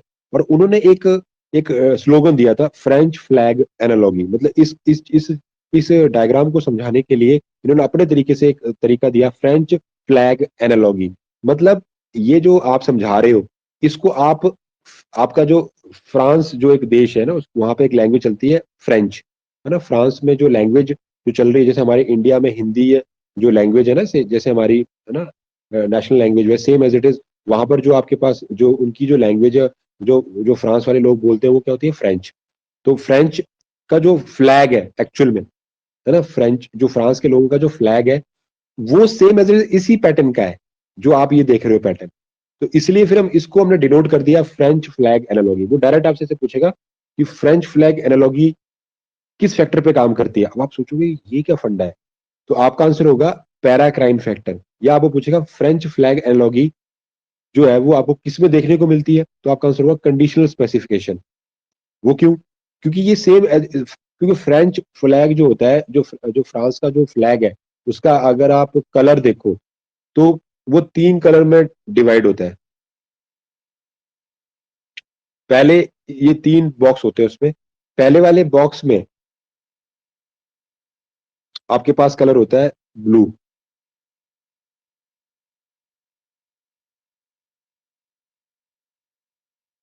पहले वाले जो आपका पहला बॉक्स है उसमें होगा ब्लू, फिर आगे नेक्स्ट व्हाइट, और नेक्स्ट वाले में आपके पास होगा बेटा रेड। तो ये आपकी फ्रेंच फ्लैग एनालॉगी है। मतलब पहला जो जो फ्रांस का जो फ्लैग है वो इसी तरीके का है कि पहले पार्ट में कैसा है, आपको ब्लूइश मिल रहा है, राइट। और पहले वाले सेक्शन में ब्लूइश है, दूसरे में व्हाइट है, और लास्ट वाले में क्या है, रेड। तो ये वही सेम हमारे इसी डायग्राम को शो कर रहा है। तो इसीलिए लुइस वोल्पर्ट ने इस चीज को समझाने के लिए एक एनालॉगी दी जिसको उसने बोला फ्रेंच फ्लैग एनालॉगी। क्या बोला बेटा? French flag analogy. आगे देखते हैं।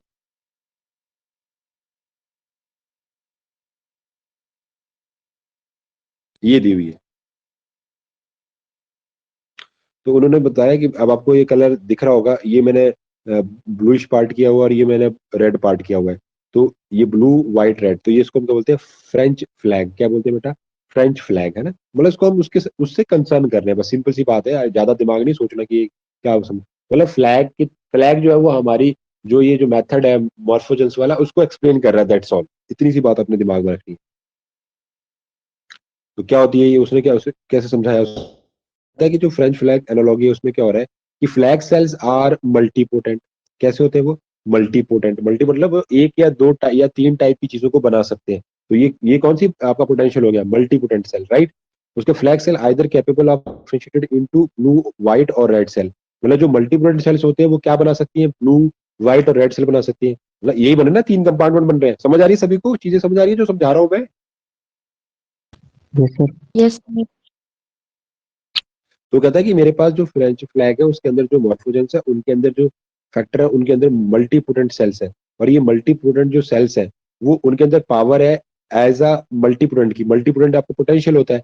मल्टीपोटेंट सेल्स वो सेल्स होती हैं जो 2 या 3 टाइप की सेल्स बना सके। तो आप देख रहे हो यहाँ पे ब्लू वाली भी बन रही है, व्हाइट भी बन रही है और रेड भी बन रही है। तो differentiation on the basis of morphogen और कंसेंट्रेशन।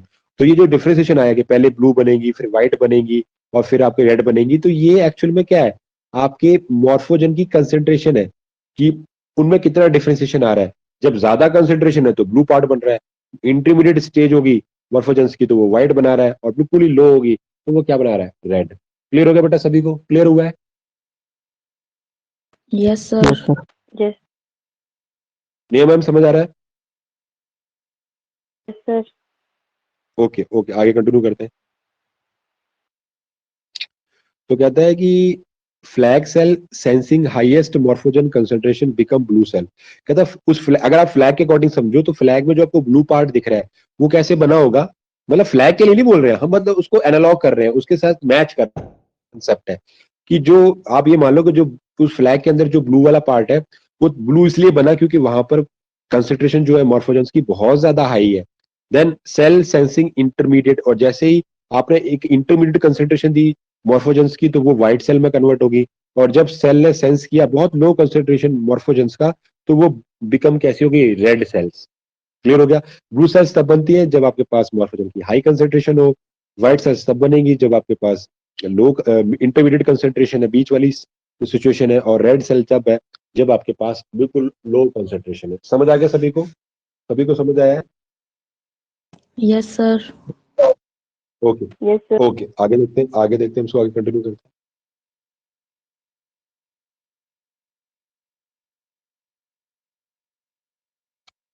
उसी के डायग्राम को दोबारा देख रहे हैं कि यहाँ पे क्या हो गया कि आपके पास फर्स्ट वाले पार्ट में मोर्फोजन बहुत ज्यादा हाई है। धीरे धीरे जैसे जैसे आप आगे चल रहे हो तो बीच में इंटरमीडिएट कंसंट्रेशन है और लास्ट में बिल्कुल कम हो, है ना। तो ये जो डायग्राम बनाया हमने किस बेस पे बनाया? On the basis of morphogen gradient. ऐसे ही होता है। तो ये नीचे हमने वो फ्रेंच फ्लैग एनालॉजी बनाई है कि पहले पार्ट को ज्यादा कंसंट्रेशन मिली तो वो ब्लू में कन्वर्ट हो गया, सेंटर वाले पार्ट को ना ज्यादा ना कम मॉडरेट वैल्यू मिली है तो वो व्हाइट में कन्वर्ट हुआ है, और लास्ट वाला बहुत ही कम वैल्यू है तो वो रेड सेल में कन्वर्ट हो गया। तो ये स्टार्टिंग वाला पार्ट होता है प्रॉक्सिमल, लास्ट पार्ट होता है डिजिटल, और या इसको हम और क्या बोल सकते हैं, जो स्टार्टिंग पार्ट है उसको बोलते हैं सोर्स या सिंथेसिस ऑफ मॉर्फोजन, और लास्ट वाला पार्ट क्या होता है? सिंक वाला, जहाँ पे सबसे लोएस्ट कंसेंट्रेशन होती है आपके किसकी? आपके मॉर्फोजन्स की, जो आपके ट्रांसक्रिप्शनल फैक्टर है, राइट। अब इसको आगे और देख लेते हैं।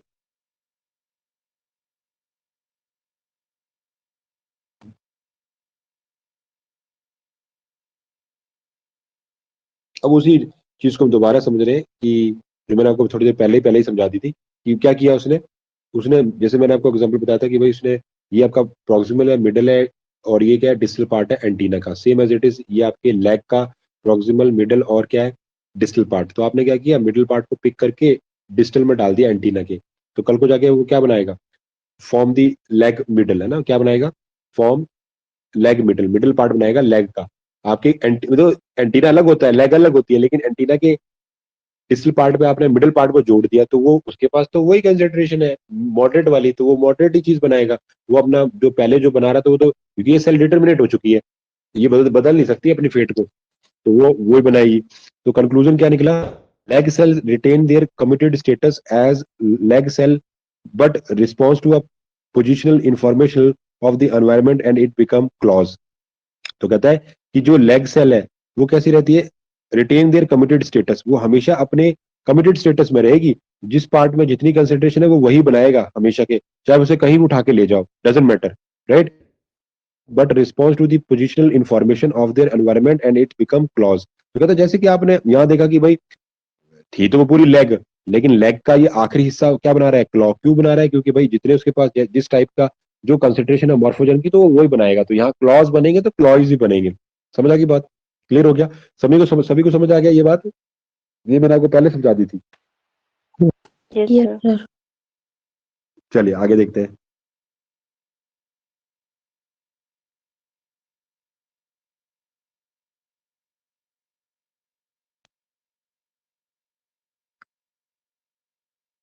आगे देखते हैं, आगे बात क्या कर रहे हैं? Morphogenetic gradient and conditional specification, right. अब हम बात कर रहे हैं morphogenetic gradient and conditional specification. तो यहाँ हमारे पास कुछ ग्रेडियंट है जिनको आपको याद करना पड़ेगा, बहुत इंपॉर्टेंट है। और कहना सम एग्जांपल ऑफ मॉर्फोजेंस, हमारे पास कौन कौन से मॉर्फोजेंस है? एक है रेटिनोइक एसिड, राइट। दूसरा है FGFS, फुल फॉर्म क्या है इसकी? Fibroblast growth factor. जैसे मैंने आपको रीप्रोग्रामिंग वाले सिखाए थे ना, वो याद रखने हैं। वो आपसे डायरेक्ट पूछेगा कि भाई यूक्रोमेटिन DNA फॉर्मेशन को अगर आपने इनहिबिट करना है, सॉरी स्टार्ट करना है ना, आपने क्या करना है? DNA के अंदर यूक्रोमेटिन की कंसेंट्रेशन को इंप्रूव करना है, तो हम कौन से फैक्टर जो हमारे पास जो मॉर्फोजन उसको यूज करेंगे? तो आपका आंसर क्या होगा? सी माइक। क्या होगा? सी माइक। मैं आप बोल रहे हो कि भाई मैंने सेल डेथ को इनहिबिट करना है, तो उसके लिए मैं कौन सा फैक्टर यूज करता हूँ? KLF4। मैंने आपको बताया था अगर आप चाहते हो कि भाई आपकी प्लूरीपोटेंसी मेंटेन रहे और डिफरेंशिएशन को आप ब्लॉक करना चाहते हो, तो आप दो टाइप के जो आपके ट्रांसक्रिप्शन फैक्टर है उसको यूज कर सकते हो, OCT3/4 या फिर SOX2। OCT3 या OCT4, तो वो आपको याद करने पड़ेंगे रीप्रोग्रामिंग वाले। सेम एज इट इज यहाँ जो हम बात कर रहे हैं कि मॉर्फोजेंस हमारे पास कौन से हैं? रेटिनोइक एसिड, FGFS और वुंट, इसको बोलते हैं वुंट, WNTS, वुंट। तो ये सारे के सारे कैसे हैं बेटा? फॉर्मेशन ऑफ द, इन सब की हेल्प से वर्टिब्रेट के अंदर क्या बनता है? Body axis. Very very important. अब बॉडी की जो एक्स है ना, जो बॉडी की जो एक्सिस है उसकी फॉर्मेशन के लिए आपको ये तीनों रिस्पॉन्सिबल है, रेटिनोइक एसिड, एफजीएफएस और वुंट। जिसमें से जो रेटिनोइक एसिड है वो क्या है, न्यूक्लियर ट्रांसक्रिप्शन फैक्टर, जो ये आपके क्या है बेटा, ये न्यूक्लियर ट्रांसक्रिप्शन फैक्टर है, राइट, सारे ये। तो यहाँ हमारे पास क्या है कि ये जो स्टार्टिंग वाले तीन है, रेटिनोइक एसिड, एफजीएफएस और वुंट, ये तीनों के तीनों किसी भी वर्टिब्रेट ऑर्गेनिज्म के अंदर उसकी बॉडी एक्सिस की फॉर्मेशन को मेंटेन करते हैं, बनाते हैं। अगला है बीएमपी, इसको बोलते हैं बोन मॉर्फोजेनिक प्रोटीन। बीएमपी को क्या बोलते हैं, बोन मॉर्फोजेनिक प्रोटीन। और ये किससे बनी हुई है, मीजोडर्म से। ये किससे बनी है बेटा, मीजोडर्म। अगला है सोनिक हेजहॉग, ये सब याद करने पड़ेंगे बेटा फैक्टर। सोनिक हेजहॉग ये क्या करते हैं, ये डायरेक्ट पूछेगा आपसे, बिल्कुल वहां पर लोएस्ट लेवल की +2 लेवल या बीएससी लेवल या आपके एमएससी लेवल की साइंस नहीं पूछता आपसे, बायो नहीं पूछेगा वो वहां पे ड्यूरिंग नेट के एग्जाम में। वो जो उसका हायर लेवल है, टिपिकल लेवल जो आप ये पढ़ रहे हो, वो सारी चीजें आएंगी वहां पे, राइट, समझ आ रही बात। तो क्योंकि आपने ये जो भी चीजें मैं आपको पढ़ा रहा हूँ, ना तो आपने पढ़ा है इनको ना ही एमएससी में, क्लियर है कि पढ़ा है आप लोगों ने, बताओ मुझे ये चीजें आपकी आई हैं क्या एमएससी या बीएससी लेवल पे? No no sir. ये एक्चुअल में है एमएससी की, ये याद ना, ये जो चीजें आप पढ़ रहे हो ना एमएससी की हैं, लेकिन पढ़ाया नहीं जाता आपको, वो पढ़ाते नहीं है लेक्चरर। उनको खुद को अगर एक्चुअली तो या तो पता नहीं होगा, पता होगा तो पढ़ाते नहीं है। एक्चुअल में ये सारी चीजें जो डिस्क्रिप्शन है वो सारा का सारा आपको ये जो आप पढ़ रहे हो लेवल, ये पीजी लेवल होता है सारा, राइट, जो रियल पीजी लेवल है, लेकिन वो पढ़ाते नहीं है इसको। क्योंकि जो बेसिक चीजें हैं वो तो बायो आपने पढ़ी थी +2 में, वो बेसिक होती है। उसके बाद उसका थोड़ा सा टफ पार्ट होता है ग्रेजुएशन के अंदर, राइट। और उसके बाद हम जब और टिपिकल लेवल पे जाते हैं, डेप्थ में जाते हैं, तो वो ये पार्ट है आपका एमएससी वाला। और उसी लेवल पे, क्योंकि आपको पता है जो नेट का पेपर है वो कौन दे सकते हैं, सिर्फ पीजी स्टूडेंट दे सकते हैं, राइट। तो पीजी जो पीजी में आपने पढ़ा, और पीजी का भी हायर लेवल, राइट, तो उस चीज का मतलब वो सारी चीजें आपकी पूछी जाती है, लेकिन उनका बेस आपका है बायो। जब तक आपको +2 वाली बायो या बीएससी वाली बायो समझ में नहीं आएगी, तो जो भी चीजें आप ये पढ़ रहे हो वो आपके भेजे में नहीं जाएगी। लेकिन फिर भी मैं आपको बेसिक से उठा रहा हूँ, यहाँ पे सारी चीजें पहले वाली चीजें चेक करेंगे, फिर हम आगे इन चीजों को समझेंगे। और दूसरी बात, नेट का वो पेपर निकला है, आप फिल कर देना फॉर्म को ना, लास्ट डेट शायद 3 तारीख है, वो मतलब अगले साल 3 बार होगा। तो जो पहला वाला पेपर होगा वो तो शायद जनवरी में हो जाए या फरवरी में हो जाए, तो उसकी टेंशन मत लेना, तो आपको एक प्रैक्टिस हो जाएगी पेपर होता कैसे है। तो आप उसको एक बार फॉर्म फिल कर लो और अपने कंटिन्यू करना उसको, राइट। फिर जब जब जून में होगा, मई जून के आसपास। हाँ जी बेटा। जो अब फॉर्म फिल हो रहे हो वो एग्जाम जनवरी में होगा? हाँ शायद जनवरी में है, मैंने अभी, मुझे कंफर्म तो नहीं है, पर आई थिंक जनवरी या फरवरी में है उसका एग्जाम ना। पर एक बार भर लो, तो क्यों आप उसको भर फैब लोगे। में है, फैब में। हाँ फैब में होगा शायद, ऐसा कुछ ही है, फैब, जनवरी या फैब, क्योंकि वो अलग अलग डेट्स है ना, मतलब वो एक दिन में तो होगा नहीं, 6 मतलब उसके फैब अलग अलग देखा था समय। मैंने एक तो। हाँ शायद ऐसे ही कुछ है, मतलब ना, मतलब जनवरी वही 6 फरवरी के आसपास, तो मतलब एक महीना ही आपके पास ऑलमोस्ट बचा हुआ है। तो आप मतलब जितना चाहे आपकी 2 यूनिट हो जाए या 3 हो जाए फरवरी तक, तो आप कम से कम पेपर दोगे तो आपको कुछ कॉन्फिडेंस आएगा। वो पेपर जरूर देना आपने, मतलब स्किप नहीं करना। आप ये मत सोचो कि हमें मतलब ऐसे फालतू क्यों, वो आपको एक प्रैक्टिस हो जाएगी, एक आपका नॉर्मल, आपको पता लग जाएगा कि एक्चुअल में पेपर का एक लेवल क्या है ना। पुराने प्रीवियस पेपर भी डाउनलोड कर लो, और वो रियल सिचुएशन को भी हैंडल करो कि जब आप एग्जाम हॉल में जाओगे तो एक रियल वाला एनवायरनमेंट कैसे क्रिएट होता है, तैयारी करो। और हम कोशिश करेंगे फरवरी तक आपके लगभग 3 यूनिट ऑलमोस्ट हो जाए, है ना, कम से कम 2.5 या 3 यूनिट हो जाए। अगर 4 यूनिट हो जाती है ना तो पेपर क्रॉस हो जाता है। अगर आप उसमें ये होता है कि आपको नेगेटिव मार्किंग से बचना पड़ता है, तो आप 4 यूनिट के अंदर 4, मतलब अगर आप कर लो, जो टोटल आपको मैंने बताई थी फर्स्ट डे, ये टोटल 13 यूनिट होती है। 13 यूनिट में से अगर आप प्योर तरीके से 101% 4 यूनिट कर लेते हो, मतलब 4 यूनिट का मतलब उस 4 यूनिट को आप पी गए एकदम पानी की तरह, तो वो पेपर क्लियर हो जाता है। पर उसमें फिर आपको बचना पड़ता है नेगेटिविटी से, मतलब आप, मतलब अगर आप, मैंने आपको बताया था उस दिन कि टोटल आपके पास ए, बी और सी पार्ट होते हैं। सी जो पार्ट है वो सबसे अच्छा और स्कोरिंग पार्ट है, मतलब उसमें 4 नंबर के क्वेश्चन होता है। और जो बी पार्ट है उसमें 2 नंबर का क्वेश्चन होता है। और ये दोनों ही पार्ट आपके सब्जेक्ट से रिलेटेड होते हैं। जो ए पार्ट है, मैं तो बोलता हूँ उसको कसम ही खा लो कि देखना ही नहीं है, करना ही नहीं है इसको। ये आपको बस गलत कराने के लिए, आपकी नेगेटिविटी को इंप्रूव करने के लिए बनाया ये सेक्शन।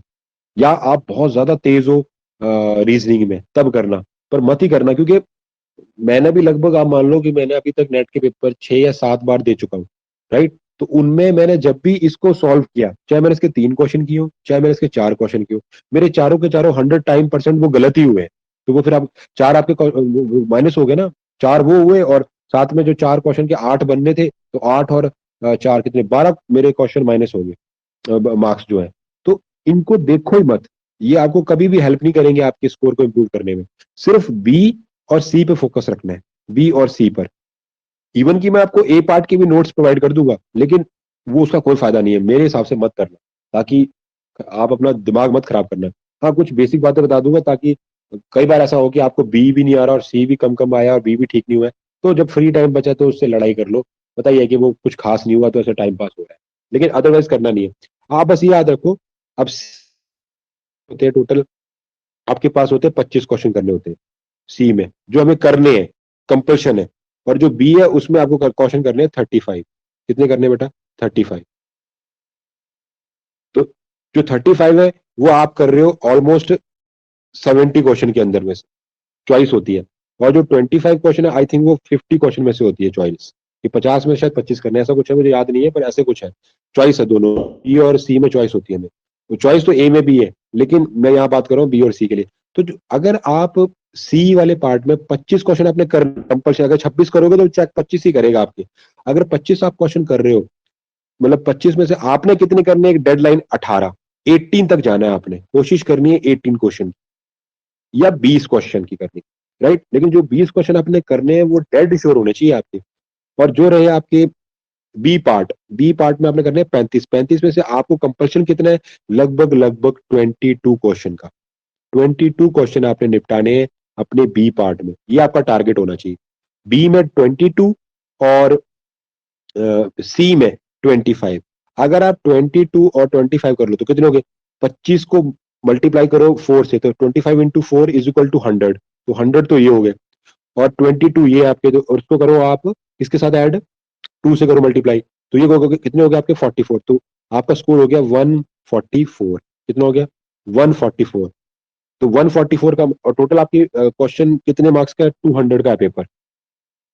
तो आपको इजिली देखो आप कितना अच्छा स्कोर करके, मतलब आपको स्कोरिंग करनी है 55% से अबव। अगर आपका 55% से अबव आ रहा है, आपका मतलब डेड श्योर आपका सिलेक्शन है। तो आपने ये ध्यान रखना है कि मैंने क्वेश्चन करने हैं बी पार्ट में हमेशा कितने करने हैं, 18, और सी पार्ट में करने हैं 18 और बी पार्ट में कितने करने हैं 22। ये बस अपने दिमाग में रखना है आपको। क्लियर हो गया? समझ आ गया बेटा सभी को? Yes sir. Yes sir. तो हम यहाँ बात कर रहे थे कि हमारे पास क्या है, कि तो फॉर्म फिल कर देना फटाफट, क्योंकि आज डेट हो ही गई है, तो फिर लास्ट टाइम में फिर साइट भी हैंग होना शुरू हो जाती है उनकी, तो स्टार्टिंग स्टार्टिंग में फॉर्म फिल कर लेना पहले ही आप ना। तो चलो आगे चलते हैं। तो यहाँ हम बात करें कि हमारे पास क्या है, हमने कुछ मॉर्फोजेंस के एग्जांपल देखे, रेटिनोइक एसिड, एफजीएफ और वोल्ट।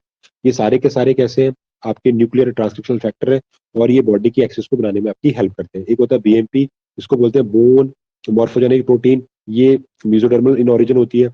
और दूसरा है सोनिक हेजॉग, ये करती है, मतलब ये आपकी बॉडी में जो बीएमपी है, ये आपकी बॉडी में मेसोडर्म की फॉर्मेशन में हेल्प करेगा। ये जो ग्रेडियंट है, जब बीएमपी वहां पे अवेलेबल होगा तो वो सेल मेसोडर्म की तरह बिहेव करने लग पड़ेगी। और सोनिक हेजॉग है, उसकी हेल्प से आप क्या बनाओगे, वर्टिब्रेट के लिम्स और डिजिट्स। मतलब कोई भी आपका वर्टिब्रेट है, उसके अंदर कोई भी वर्टिब्रेट ऑर्गेनिज्म कौन होते हैं बेटा, जिनके अंदर उनकी नोटोकॉर्ड कन्वर्ट हो जाती है वर्टिबल कॉलम के अंदर, रीढ़ की हड्डी के अंदर, बैकबोन के अंदर जो कन्वर्ट हो जाते हैं, उन ऑर्गेनिज्म का क्या बोलते हैं, वर्टिब्रेट। पास जो उनके अंदर वर्टिब्रेट के अंदर जो लिम्स और जो डिजिट है, मतलब जो लिम्स जो आपकी बाजू है या आपकी जो लेग्स है, उनकी फॉर्मेशन, प्लस उनके अंदर आगे जो डिजिट्स लगे हुए हैं, फिंगर्स जो लगी हुई है, उनकी फॉर्मेशन में कौन हेल्प करता है, सोनिक हेजहॉग। कौन करता है बेटा, सोनिक हेजहॉग। आपकी सेल के अंदर मॉर्फोजेनेसिस, ये मॉर्फोजेनेस प्रेजेंट होते हैं और ये आपकी बॉडी के अंदर लिम्स और डिजिट की फॉर्मेशन में आपकी हेल्प करते हैं। क्लियर है? समझ आ गया सभी को? एग्जाम्पल सारे समझ में आ गए? Yes sir. चलिए आगे देखते हैं, आगे देखते हैं। है कि मॉर्फोजेनेसिस जो प्रोसेस है उसको आप दो तरीके से कर सकते हो। आप ऑर्गन के मॉर्फोजेनेसिस को दो तरीके से स्टार्ट कर सकते हो। तो मॉर्फोजेनेसिस में दो फेज आते हैं, एक होता है डिवीजन फेज, दूसरा होता है एपोप्टोसिस, है ना। अगर आपको नॉर्मल सा पता है कि आप चाह रहे हो कि भाई मैं ऑर्गन, तो मैंने अपनी जैसे जैसे आपकी जो एम्ब्रियो होता है वो धीरे धीरे अपने आप को शेप में लाना शुरू करता है। पहले तो वो ऐसा ऐसा इस टाइप का होगा, धीरे धीरे क्या होगा, उसमें आगे हेड बनेगा, हेड से आगे उसके अंदर नीचे वाले बनना शुरू हो जाएंगे, ये आपके क्या बन रहे हैं, उसके लिम्स बनना शुरू हो गए।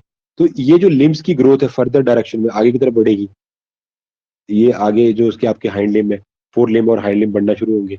वो इसीलिए होगा क्योंकि यहाँ पे नंबर ऑफ सेल क्या होते हैं, बढ़ती जाएंगी, यहाँ पे सेल लगती जाएंगी आगे, सेल इंप्रूव होती जाएंगी, तो चीजें आपकी बढ़ती जाएंगी आगे, है ना।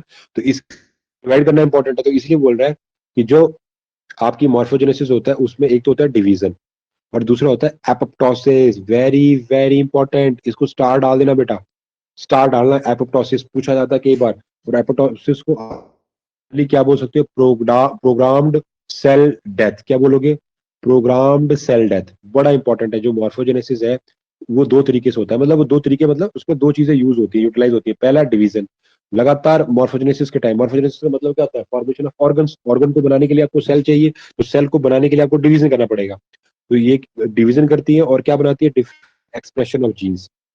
तो ये जो डिवीजन हो रहा है उसमें क्या होता है, डिफरेंशियल एक्सप्रेशन ऑफ जीन्स। तो अलग अलग टाइप की जो जीन्स हम एक्सप्रेस होंगे, तो जो ही कैस्केड जो थ्योरी हमने देखी कि एक मतलब 1000 ऑफ जीन्स आपके एकदम एक्सप्रेस होना शुरू हो जाते हैं और सेल बनना शुरू हो जाती है, तो डिवीजन चलता है। और साथ ही साथ क्या होती है बेटा, एपोप्टोसिस। क्या होता है, एपोप्टोसिस। और एपोप्टोसिस क्या होता है एक्चुअल में, प्रोग्राम्ड सेल डेथ। क्या होता है ये, प्रोग्राम्ड सेल डेथ। क्लियर हो रहा है सभी को, समझ आ रही बातें। Yes sir. Yes sir. जब आप मॉर्फोजेनेसिस कर रहे हो तो आपको Yes, दो sir. चीजें स्टार्ट करनी पड़ेगी, डिवीजन और एपोप्टोसिस। डिवीजन क्या हो रहा है, जब आपके जीन एक्सप्रेस हो रहे हैं, और एपोप्टोसिस में क्या होगा, मतलब जीन एक्सप्रेस होंगे तभी तो सेल बनेगी। मतलब जीन एक्सप्रेस नहीं होगी तो प्रोटीन नहीं बनेगी, प्रोटीन नहीं बनेगी तो फिर सेल साइटोकाइनेसिस कैसे करेगी, कैसे वो अपने शेप को बड़ा करके 2 में कन्वर्ट कर जाएगी। साइटोकाइनेसिस का मतलब क्या होता है, साइटोकाइनेसिस का मतलब होता है कि भाई पहले एक सेल थी और धीरे धीरे जैसे उसने अपना न्यूक्लियर डिवीजन किया तो वो 2 में कन्वर्ट होने जा रही है, ये 2 में कन्वर्ट हो रही है, यहां से वो कट हो जाएगी, तो रिजल्ट में फिर आपको 2 सेल मिल जाएंगी। ये 2 मिली, तो ये जो 2 सेल बनी है ये कैसे बनी है, ये उनके अंदर साइटो मतलब जब तक आप उसके अंदर मटेरियल ऐड नहीं करोगे तो वो 2 कैसे बनाएगी, तो इसलिए उसको डिवीजन करना पड़ता है। तो इसलिए आप बोल रहे हो कि भाई यहाँ वो पहले डिवीजन करेगी और क्या करेगी, एपोप्टोसिस। तो यहाँ हमारे पास मॉर्फोजेनेसिस करने के लिए आपको डिवीजन करना पड़ेगा और एपोप्टोसिस करना पड़ेगा। तो आप बोलो सर इसमें एपोप्टोसिस आप कैसे यूज कर रहे हो, प्रोग्राम सेल डेथ, हम डेथ क्यों करवा रहे हो, आपने तो सेल को डिवाइड कराना है, डेथ क्यों करवा। आप देखो बेटा इसका इसका आंसर क्या है। जैसे मैं आपको बोलूं, जैसे ये आपका हैंड है, ये आपके हैंड का लास्ट वाला पार्ट है, अब यहाँ पे फिंगर बनानी है। तो अब आप अगर आप अपने हैंड को देखो तो आपके हैंड के बीच में, फिंगर्स के बीच में गैप आया है, दिख रहा है आपको। आप अपने हैंड को देखो तो फिंगर्स के बीच में डिफरेंस है, इस तरीके से डिफरेंस है। तो ये जो आपको डिफरेंस दिख रहा है ना बीच में, एक्चुअल में ये कंप्लीट था पहले। जैसे ये जो मैंने डायग्राम ड्रॉ किया है ये ऐसे है, जब नेचर ने बनाया स्टार्टिंग में तो ये डायरेक्ट पूरा ऐसा बना दिया, उसके बाद इधर कर दिया, डेथ कर दी इनकी। तो उस प्रोसेस को बोलते हैं एपोप्टोसिस। क्या बोलते हैं बेटा, एपोप्टोसिस। क्या बोलते हैं, एपोप्टोसिस। अब समझ आई ये बात क्लियर हुई है बेटा सभी को। Yes sir. Yes, sir. हाँ, तो मतलब अब हमने पर्टिकुलर डिजाइन दिया है, तो डिजाइन देने के लिए हमें कुछ चीज, जैसे आप फॉर एग्जांपल अगर आप कोई चीज बना रहे हो, फॉर एग्जांपल आप कोई क्राफ्ट का कोई काम कर रहे हो, तो जब हम उसमें हम फॉर एग्जांपल आप ग्रीटिंग कार्ड से कोई घर बना रहे हो, हाउस बना रहे हो, तो हम इसकी कटिंग, हम उसे यूज भी कर रहे हैं और उसकी कटिंग भी कर रहे हैं, एक्स्ट्रा पार्ट को हम कट कर देते हैं क्योंकि हमें डिजाइन देना है ना particular, same as it is. पहले तो ये पूरा एक डिजाइन बन गया, लेकिन ये हमें प्रॉपर, हमें फिंगर नहीं बन पा रही थी, तो हमने उसको बीच वाली सेल्स को उसको किस में डाल दिया, किस प्रोसेस में डाल दिया, प्रोग्राम सेल डेथ के अंदर डाल दिया, एपोप्टोसिस को ये एक मैकेनिज्म होता है जिसको स्टार्ट करना पड़ता है। तो बीच वाली सेल सारी की सारी क्या होगी, यहाँ पे डिलीट होगी, खत्म होगी, राइट। तो विजन किया और एपोप्टोसिस किया। एपोप्टोसिस क्या होता है, प्रोग्राम सेल डेथ होता है। और इससे क्या होता है, इसको बोलते क्या है नॉर्मल में, इलिमिनेशन ऑफ सेल। अब यहाँ से हम सेल्स को हटा दे रहे हैं जो हमारे लिए इंपॉर्टेंट नहीं है, उनको हमने हटा दिया, उनकी डेथ करवा दी। तो एपोप्टोसिस क्या है, इसको देख लेते हैं एक बार। कहते हैं एपोप्टोसिस क्या है, प्रोग्राम सेल डेथ है, series of event caused by the expression of certain jeans. तो यहाँ पर भी आप कुछ ऐसी जीन्स काम करना शुरू करेंगी, उन जीन्स की पावर है कि वो सेल की डेथ करवा सकती है। तो इसको हम बोलते हैं प्रोग्राम्ड। प्रोग्राम क्यों, मतलब आपने एक पर्टिकुलर पैटर्न चलेगा, एक स्टेप बाय स्टेप, एक एक पाथवे चलेगा जिसके थ्रू आप धीरे धीरे, ऐसा नहीं कि बटन दबाया और सारी सेल गायब, धीरे धीरे होता है ना, प्रोसेस ग्रेजुअली होता है। ह्यूमन के अंदर जो भी चीजें चलती है ह्यूमन बॉडी के अंदर या ऑर्गेनिज्म के अंदर, वो धीरे धीरे चलती है लिविंग सिस्टम के अंदर, है ना, ग्रेजुअली। तो अब क्या हो रहा है कि आपकी जो प्रोग्राम सेल डेथ है, धीरे धीरे आप उस पर काम कर रहे हो, और उसमें क्या हो रहा है, सीरीज चल रही है इवेंट्स की, और वो चला कौन रहा है, कुछ सर्टेन जीन्स है जो एक्टिवेट किए हैं आपने न्यूक्लियस के अंदर।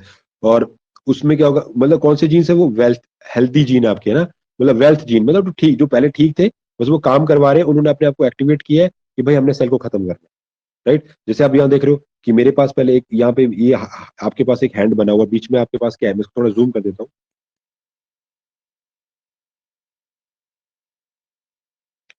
तो आप यहाँ पे देख रहे हो कि यहाँ पे मैंने लिखा हुआ है program cell death gene expressed in the tissue between the digits. तो आपकी जो डिजिट्स है उनके बीच में जो टिश्यू है उसको हमें डाइल्यूट करना है, खत्म करना है।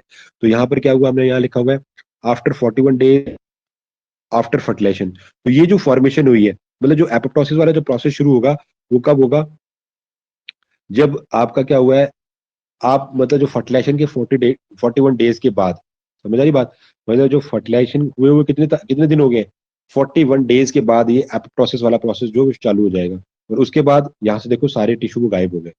तो टिश्यू कनेक्टिंग द फिंगर्स, एक मिनट रुकना, मैं आपको यहाँ वाला ये, तो यहाँ पर क्या हुआ है, ये लिखा हुआ मैंने, tissue connecting the fingers is removed. Tissue ने सारे फिंगर्स को कनेक्ट किया हुआ था, वो सारे के सारे आपने रिमूव कर दिए। फिंगर तो बन गई थी लेकिन वो पूरा एक कंप्लीट आपके पास पूरा पैच था, तो हमने बीच की वाली सेल्स को खत्म कर दिया। तो ये आप यहाँ देख रहे हो कि जैसे ही फर्टिलाइजेशन का, जो आपकी फर्टिलाइजेशन हुए कितने दिन हो गए आपको, 41 डेज, उसके बाद ये जो प्रोग्राम सेल डेथ है वो स्टार्ट किया आपने। और यहाँ पर क्या हुआ है, एपोप्टोसिस आपका कंप्लीट हो गया, बीच वाला टिश्यू आपका यहाँ से रिमूव हो गया। क्लियर हो गया सभी को, समझ आ गई बात? Yes sir. ओके, चलिए आगे कंटिन्यू करते हैं। बेटा सारे जो चीजें हैं आपने खुद अपने हैंड रिटन नोट से पे सेव कर देता हूँ, तो उसको अपने हैंड रिटन नोट के अंदर आपने सारी चीजें को नोट करते जाना है अपनी लैंग्वेज के अंदर, है ना, ताकि आपको इजी रहे रिवीजन के लिए। क्योंकि हमें कभी भी दूसरों के नोट समझ में नहीं आते हैं, अपने नोट समझ में आते हैं। तो आप उसको खुद अपने हाथों से लिखें, नो डाउट। जो जैसे आपकी महिमा या आशीष है वो तो मेरे स्टूडेंट भी रहे हैं, तो आपको तो मुझे हैंड राइटिंग, आपको आप मेरी हैंड राइटिंग की हैप्चुअल हो ना, तो आप, लेकिन फिर भी आप अपनी हैंड राइटिंग में है ना, आप अपनी राइटिंग को स्टार्ट करोगे अपने तरीके से बनाओगे तो ज्यादा आपको जल्दी और मतलब रिकवरी रहेगी उसको याद करने में ना। बाकी पीडीएफ फाइल तो पड़ी है तो उनको देखते रहो आप, लेकिन फिर भी उसको आपने अपने काम से करना ताकि याद करने में आपको ईजी रहेगा। तो आगे मैं कंफर्म करता हूँ, आगे कंटिन्यू करते हैं। तो यहाँ पर हमने कहा कि भाई जो आपने क्या किया, जो जैसे आपका प्रोसेस चालू हुआ तो उससे क्या होता है, dead cell of the skin, blood system और इंटेस्टिनल लाइनिंग सेल्स। तो ये जो प्रोसेस होता है हम कहाँ कहाँ देख सकते हैं, जो आपकी, आपको पता है ना हमारी बॉडी की स्किन हमेशा जो ओल्ड सेल्स होती है वो रिमूव होती रहती है और न्यू सेल्स की फॉर्मेशन होती रहती है। तो जो न्यू सेल जो जो आपकी एक्चुअल में ठीक थी वो सेल, बट उनको डाला गया एपोप्टोसिस के अंदर, उनकी डेथ करवाई गई। ब्लड सिस्टम में भी ऐसा होता है, बहुत सारी सेल्स की हम डेथ करवाते हैं तो उनको एपोप्टोसिस करवाते हैं, वो खुद नहीं मरती, राइट। और जो आपकी इंटेस्टिनल लाइनिंग सेल्स होती है, जो आपकी इंटेस्टाइन की जो सेल्स होती है, उनको भी हम हर पर डे क्या करते हैं, रिमूव करते हैं। की जो स्किन होती है आपकी पूरी बॉडी, आपने देखा होगा सर्दियों के टाइम आपके हाथ की स्किन जाना शुरू हो जाती है, जबकि वो खराब नहीं हुई है, उसको कोई कोई डिसीज थोड़ी लगी थी, लेकिन वो धीरे धीरे उतरना शुरू हो जाती है सर्दियों के टाइम। आपने देखा होगा, कभी नोटिस किया हो, देखा होगा आपने। तो वो सारी की सारी जो सेल्स हैं, जो एक लिविंग सेल थी, वो अपने आप को उन्होंने डाल दिया एक प्रोग्राम के अंदर, जिस उस प्रोग्राम को हम क्या बोल रहे हैं, सेल डेथ, या एक्चुअल में क्या बोल रहे हो, एपोप्टोसिस, राइट। तो यहाँ पर क्या होता है, 50% न्यूरॉन इलिमिनेटेड, उन सेल के अंदर 50% जो न्यूरॉन वो खत्म हो जाते हैं। और कौन हो सकते हैं, जो वायरस इन्फेक्टेड सेल्स हो, या उनको आपने ट्रांसफॉर्म कर दिया हो, या डीएनए आपका डैमेज हुआ हो, तब आप क्या स्टार्ट करोगे, ये एपोप्टोसिस को स्टार्ट करने वाली कंडीशंस है ना। कि जैसे dead cell of the skin, blood system, intestinal lining cells, 50% neuron, जब जब किसी सेल से 50% न्यूरॉन्स खत्म हो गए हो, मतलब किसी सेल के 50% न्यूरॉन्स, मतलब जो उसकी नर्व सेल्स है वो खत्म हो रही हो, तब हम उस सेल को मार देते हैं। कोई सेल ऐसी है जो वायरस इन्फेक्टेड हो गई है, तो भी उस सेल को मारना है, तो भी हमें एपोप्टोसिस स्टार्ट करना पड़ेगा।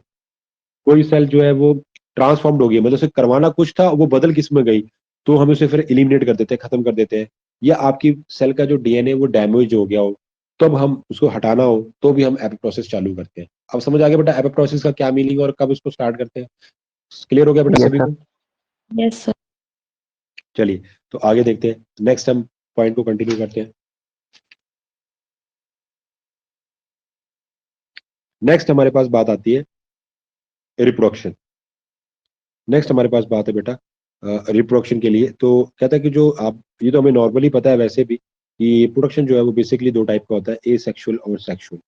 ए सेक्सुअल में क्या होगा, ए सेक्सुअल महिमा क्या होता है ए सेक्सुअल रिप्रोडक्शन?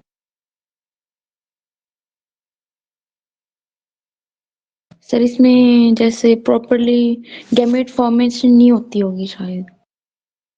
नहीं बेटा, गैमीट तो बनेगा, तभी तो सेक्सुअल रिप्रोडक्शन, तभी तो नाम दे रहे हो। बट ए सेक्सुअल क्यों बोल रहे हो? मैं बताता हूँ, कोई बात नहीं। ए सेक्सुअल रिप्रोडक्शन का मीनिंग क्या होता है कि यहाँ हमारे पास दोनों जो सेक्सुअल है और ए सेक्सुअल है, इसमें क्या होता है कि ए सेक्सुअल रिप्रोडक्शन में आशीष आप बताना चाहोगे बेटा ए सेक्सुअल क्या होता है? एसेक्सुअल में सर दो अपोजिट सेक्स के नहीं होते हैं, सिंगल ही होता है। हाँ मेन ये, हाँ मेन यही फंडा है कि ए सेक्सुअल रिप्रोडक्शन में क्या है कि पेरेंट एक ही इन्वॉल्व है। सबसे इंपॉर्टेंट बात, दोनों में मेन डिफरेंस क्या है, ए सेक्सुअल और सेक्सुअल रिप्रोडक्शन में मेन डिफरेंस क्या है? जो ए सेक्सुअल रिप्रोडक्शन है उसमें आपको एक ही पेरेंट मिल रहा है। देखो मैं बिल्कुल बेसिक से बात सिखा रहा हूँ आपको, जबकि मतलब नेट की कोचिंग में ये चीजें नहीं चलती। अगर आप बाहर कोचिंग करने जाओगे, वो मानता है, वो कोचिंग वाले ये जानते हैं कि आपको चीजें पता है, लेकिन हम बिल्कुल स्टार्ट से बात कर रहे हैं ना, बिल्कुल बेसिक से स्टार्ट कर रहे हैं, प्लस टू वाली बात। कि ए सेक्सुअल का मतलब क्या है कि जहां पर आपके पास क्या है, पेरेंट एक ही है। क्लियर है?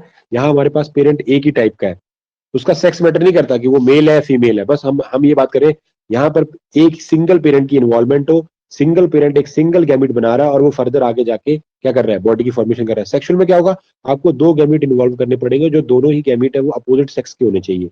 अपोजिट सेक्स मतलब उसका जेंडर अलग अलग होना चाहिए, मेल और फीमेल बॉडी। तो हम पहली बात कर लेते हैं अपने ए सेक्सुअल रिप्रोडक्शन की। तो ए सेक्सुअल रिप्रोडक्शन क्या, सिंगल सेल और parent involve, all progeny clone of parent. और दूसरी बात, ए सेक्सुअल, अब पता है, जब बॉडी एक है और उसी बॉडी से आगे प्रोजेनी बन रही है, तो वो अपनी पेरेंट बॉडी कैसी होगी बेटा, क्लोन। कैसी होगी?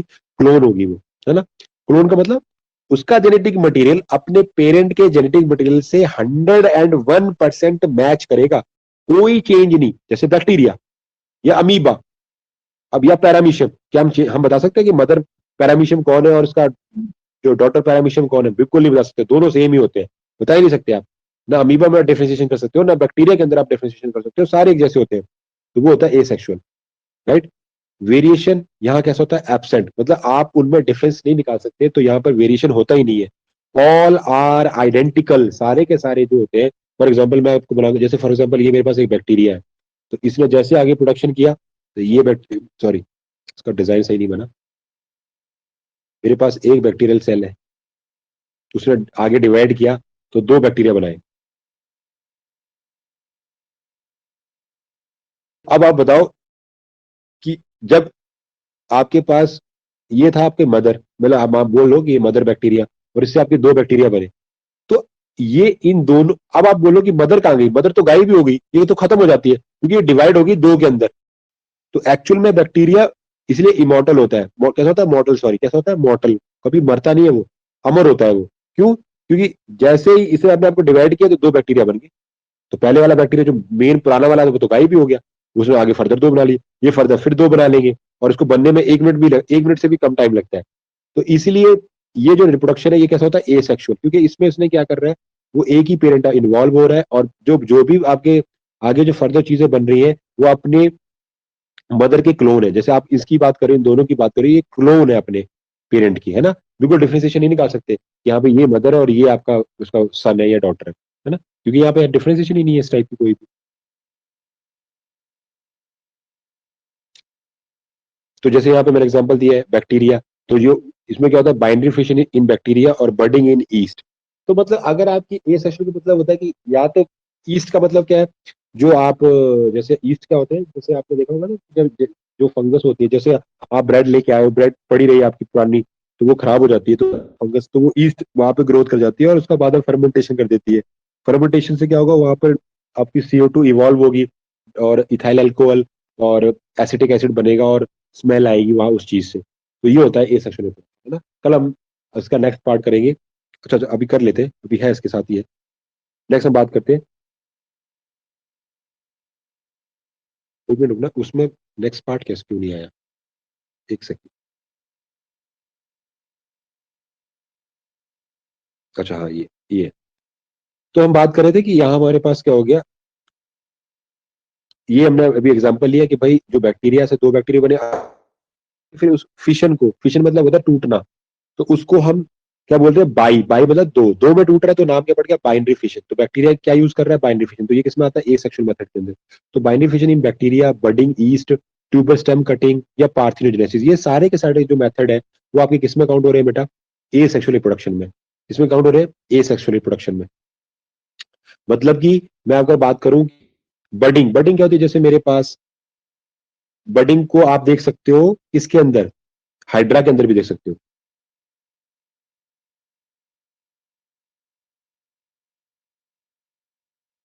ये आपका हाइड्रा है। तो बड का क्या होता है, छोटी सी एक बड बनती है साइड से, और वो धीरे धीरे बड़ी होती जाएगी। एक टाइम आएगी फिर ये भारी हो जाएगी, तो यहाँ से डिटैच हो जाएगी और सबस्ट्रेटम से लग के दोबारा से एक नया वाला हाइड्रा बना देगी। तो जब तो आप देख रहे हो ना, बॉडी की सेल से ही पूरी बॉडी बन गई। मतलब ये सेल कैसी होती है, याद रखना, ये सेल होती है टोटीपोटेंट सेल्स। देखो आपने बॉडी की एक सेल निकाली और पूरी बॉडी बन गई, तो इसका मतलब ये पूरी पावर जानती है। तो ये सेल कैसी है, टोटीपोटेंट। कैसी सेल है बेटा, टोटीपोटेंट। तो ये सब मेथड किसमें काउंट होते हैं, सेक्सुअल ए सेक्सुअल मेथड के अंदर। किसमें बेटा, ए सेक्सुअल। फिर tuber stem cutting. Tuber stem मतलब जैसे आपने देखा होगा, आप जैसे आप फॉर एग्जाम्पल आप किसी अपने किसी रिलेटिव के घर पे गए, और जब आप उनके गार्डन में गए तो पता लगा उनके गार्डन में बहुत अच्छे, हमने कहा जैसे आपके घर पे रेड कलर का था, पर आपकी रिलेटिव के घर पे ब्लैक कलर का रोज, येलो कलर का या और कोई कलर अवेलेबल है जो कई मार्केट में मिलता नहीं है। तो आपने कहा, अपनी आंटी को बोला कि आंटी प्लीज आप मुझे वो दे दो। तो वो उसकी जो एक स्टेम होती है, एक ब्रांच होती है, कलम होती है, वो कट करके आपको दे देते हैं, और वो उस कलम सीधे सॉइल में लगाते हो और वो दोबारा से ग्रोथ करना शुरू कर देती है। तो वो भी क्या होती है बेटा, उसको बोलते हैं ट्यूबर स्टेम कटिंग। तो वो किस टाइप का रिप्रोडक्शन है, ए सेक्सुअल। कल को वो प्लांट बना सकती है, वो आपके एक सिंगल स्टेम पूरे प्लांट को बना सकती है। तो उसको बोलते हैं, आएगा आपके ए सेक्सुअल रिप्रोडक्शन में। किसमें आएगा बेटा, ए सेक्सुअल। समझ में आ रहा है सभी को, क्लियर हो रहा है सभी को? Yes sir. Yes. ठीक है, ओके, आगे कंटिन्यू करते हैं। सर।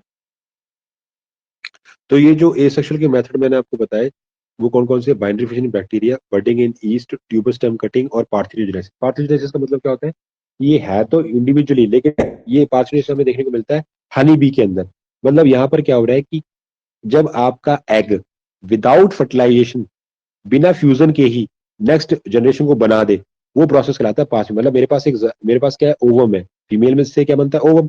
ओवम में फर्टिलाइजेशन ना हो, मतलब स्पर्म उसको फर्टिलाइज नहीं कर रहा, लेकिन वो फिर भी एक बॉडी को बना दे, एडल्ट बॉडी को बना दे, तो उसको बोलते हैं पार्थिनोजेनेसिस। और ये प्रोसेस भी किसमें होता है, आपका ए सेक्सुअल रिप्रोडक्शन में। हाँ, एक चीज है, पार्थिनोजेनेसिस के थ्रू जो भी आपको रिजल्टेंट मिलेगा, जो भी इंडिविजुअल मिलेगा, वो स्टेराइल होगा। मतलब वो आगे नेक्स्ट प्रोडक्शन नहीं कर सकता, उसके अंदर स्पर्म नहीं बनेगी या उसके अंदर ओवम नहीं बनेगी। वो कैसा होगा, इनफर्टाइल। एक तो होता है फर्टाइल, मतलब फर्टाइल मतलब जो प्रोड्यूस कर सकता है, वो आगे जनरेशन को बना नहीं पाएगा। जो क्योंकि वो बना कैसे है, मदर वाले मैटरनल जीन से बना है, तो वो आगे फर्दर आपकी नेक्स्ट जनरेशन को बना नहीं पाएगा, राइट। तो देख लेते हैं कि हमारे पास ए सेक्सुअल के एडवांटेज क्या है। पहली बात तो क्लोन प्रोड्यूस होते हैं अपने स्टेबल एनवायरनमेंट के। मतलब ये अगर आपका एनवायरनमेंट चेंज हो गया ना वेरी, तो ये सारे के सारे तो ये वही रहते हैं जहां पर उनका एनवायरनमेंट स्टेबल हो। दूसरा, रैपिड प्रोलिफरेशन। इनके अंदर जो रैपिड जो प्रोलिफरेशन यानी कि इनका जो नंबर इंप्रूव होता है बहुत तेजी से होता है। तो आपने देखा बैक्टीरिया बहुत जल्दी इंप्रूव हो जाता है। और पेरेंट कैसे इन्वॉल्व होता है, सिंगल। और अगर आपका एनवायरनमेंट कैसा है, unfavourable. If environment unfavourable above 90%, तो सॉरी, अगर आपका एनवायरनमेंट कैसा है, अनफेवरेबल है, तो यहाँ पर क्या होगा, सारे के सारों की क्या हो जाएगी बेटा, डेथ हो जाती है, राइट। तो अगर बचना है तो फिर ये क्या करेंगे, सेक्सुअल मोड का रिप्रोडक्शन शुरू कर देंगे। मतलब वो अपने आप को मॉडिफाइड कर देते हैं, राइट। तो वो क्या करेंगे, मतलब ये बैक्टीरिया केस में नहीं कर रहा हूँ, कुछ और ऐसे ऑर्गेनिज्म जो नॉर्मली क्या का, वो अमीबा नॉर्मली तो क्या करता है, ए सेक्सुअल। लेकिन जब उसकी कंडीशंस अनफेवरेबल हो जाती है तो वो सेक्सुअल रिप्रोडक्शन भी कर सकता है, राइट। तो वो फिर क्या करने लग पड़ता है, जैसे आपने पढ़ा ना बाइनरी फिशन, फिर वो करेगा मल्टीपल फिशन। किसके अंदर हम बात करें, अमीबा के अंदर। अमीबा नॉर्मल क्या करता है, नॉर्मल वो करता है ए सेक्सुअल रिप्रोडक्शन। लेकिन अगर उसके लिए एनवायरनमेंट उसका फेवरेबल नहीं है, तो वो सेक्सुअल मेथड को भी यूज कर सकता है।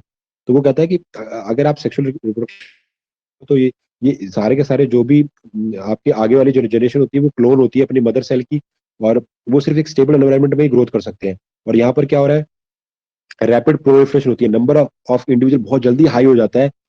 लेकिन जैसे आपका एनवायरनमेंट कैसा हो गया अनफेवरेबल, तो 90% उनमें से सारे के सारे क्या यूज करने लग पड़ते हैं, सेक्सुअल रिप्रोडक्शन को। किसको बेटा, सेक्सुअल मोड ऑफ रिप्रोडक्शन को।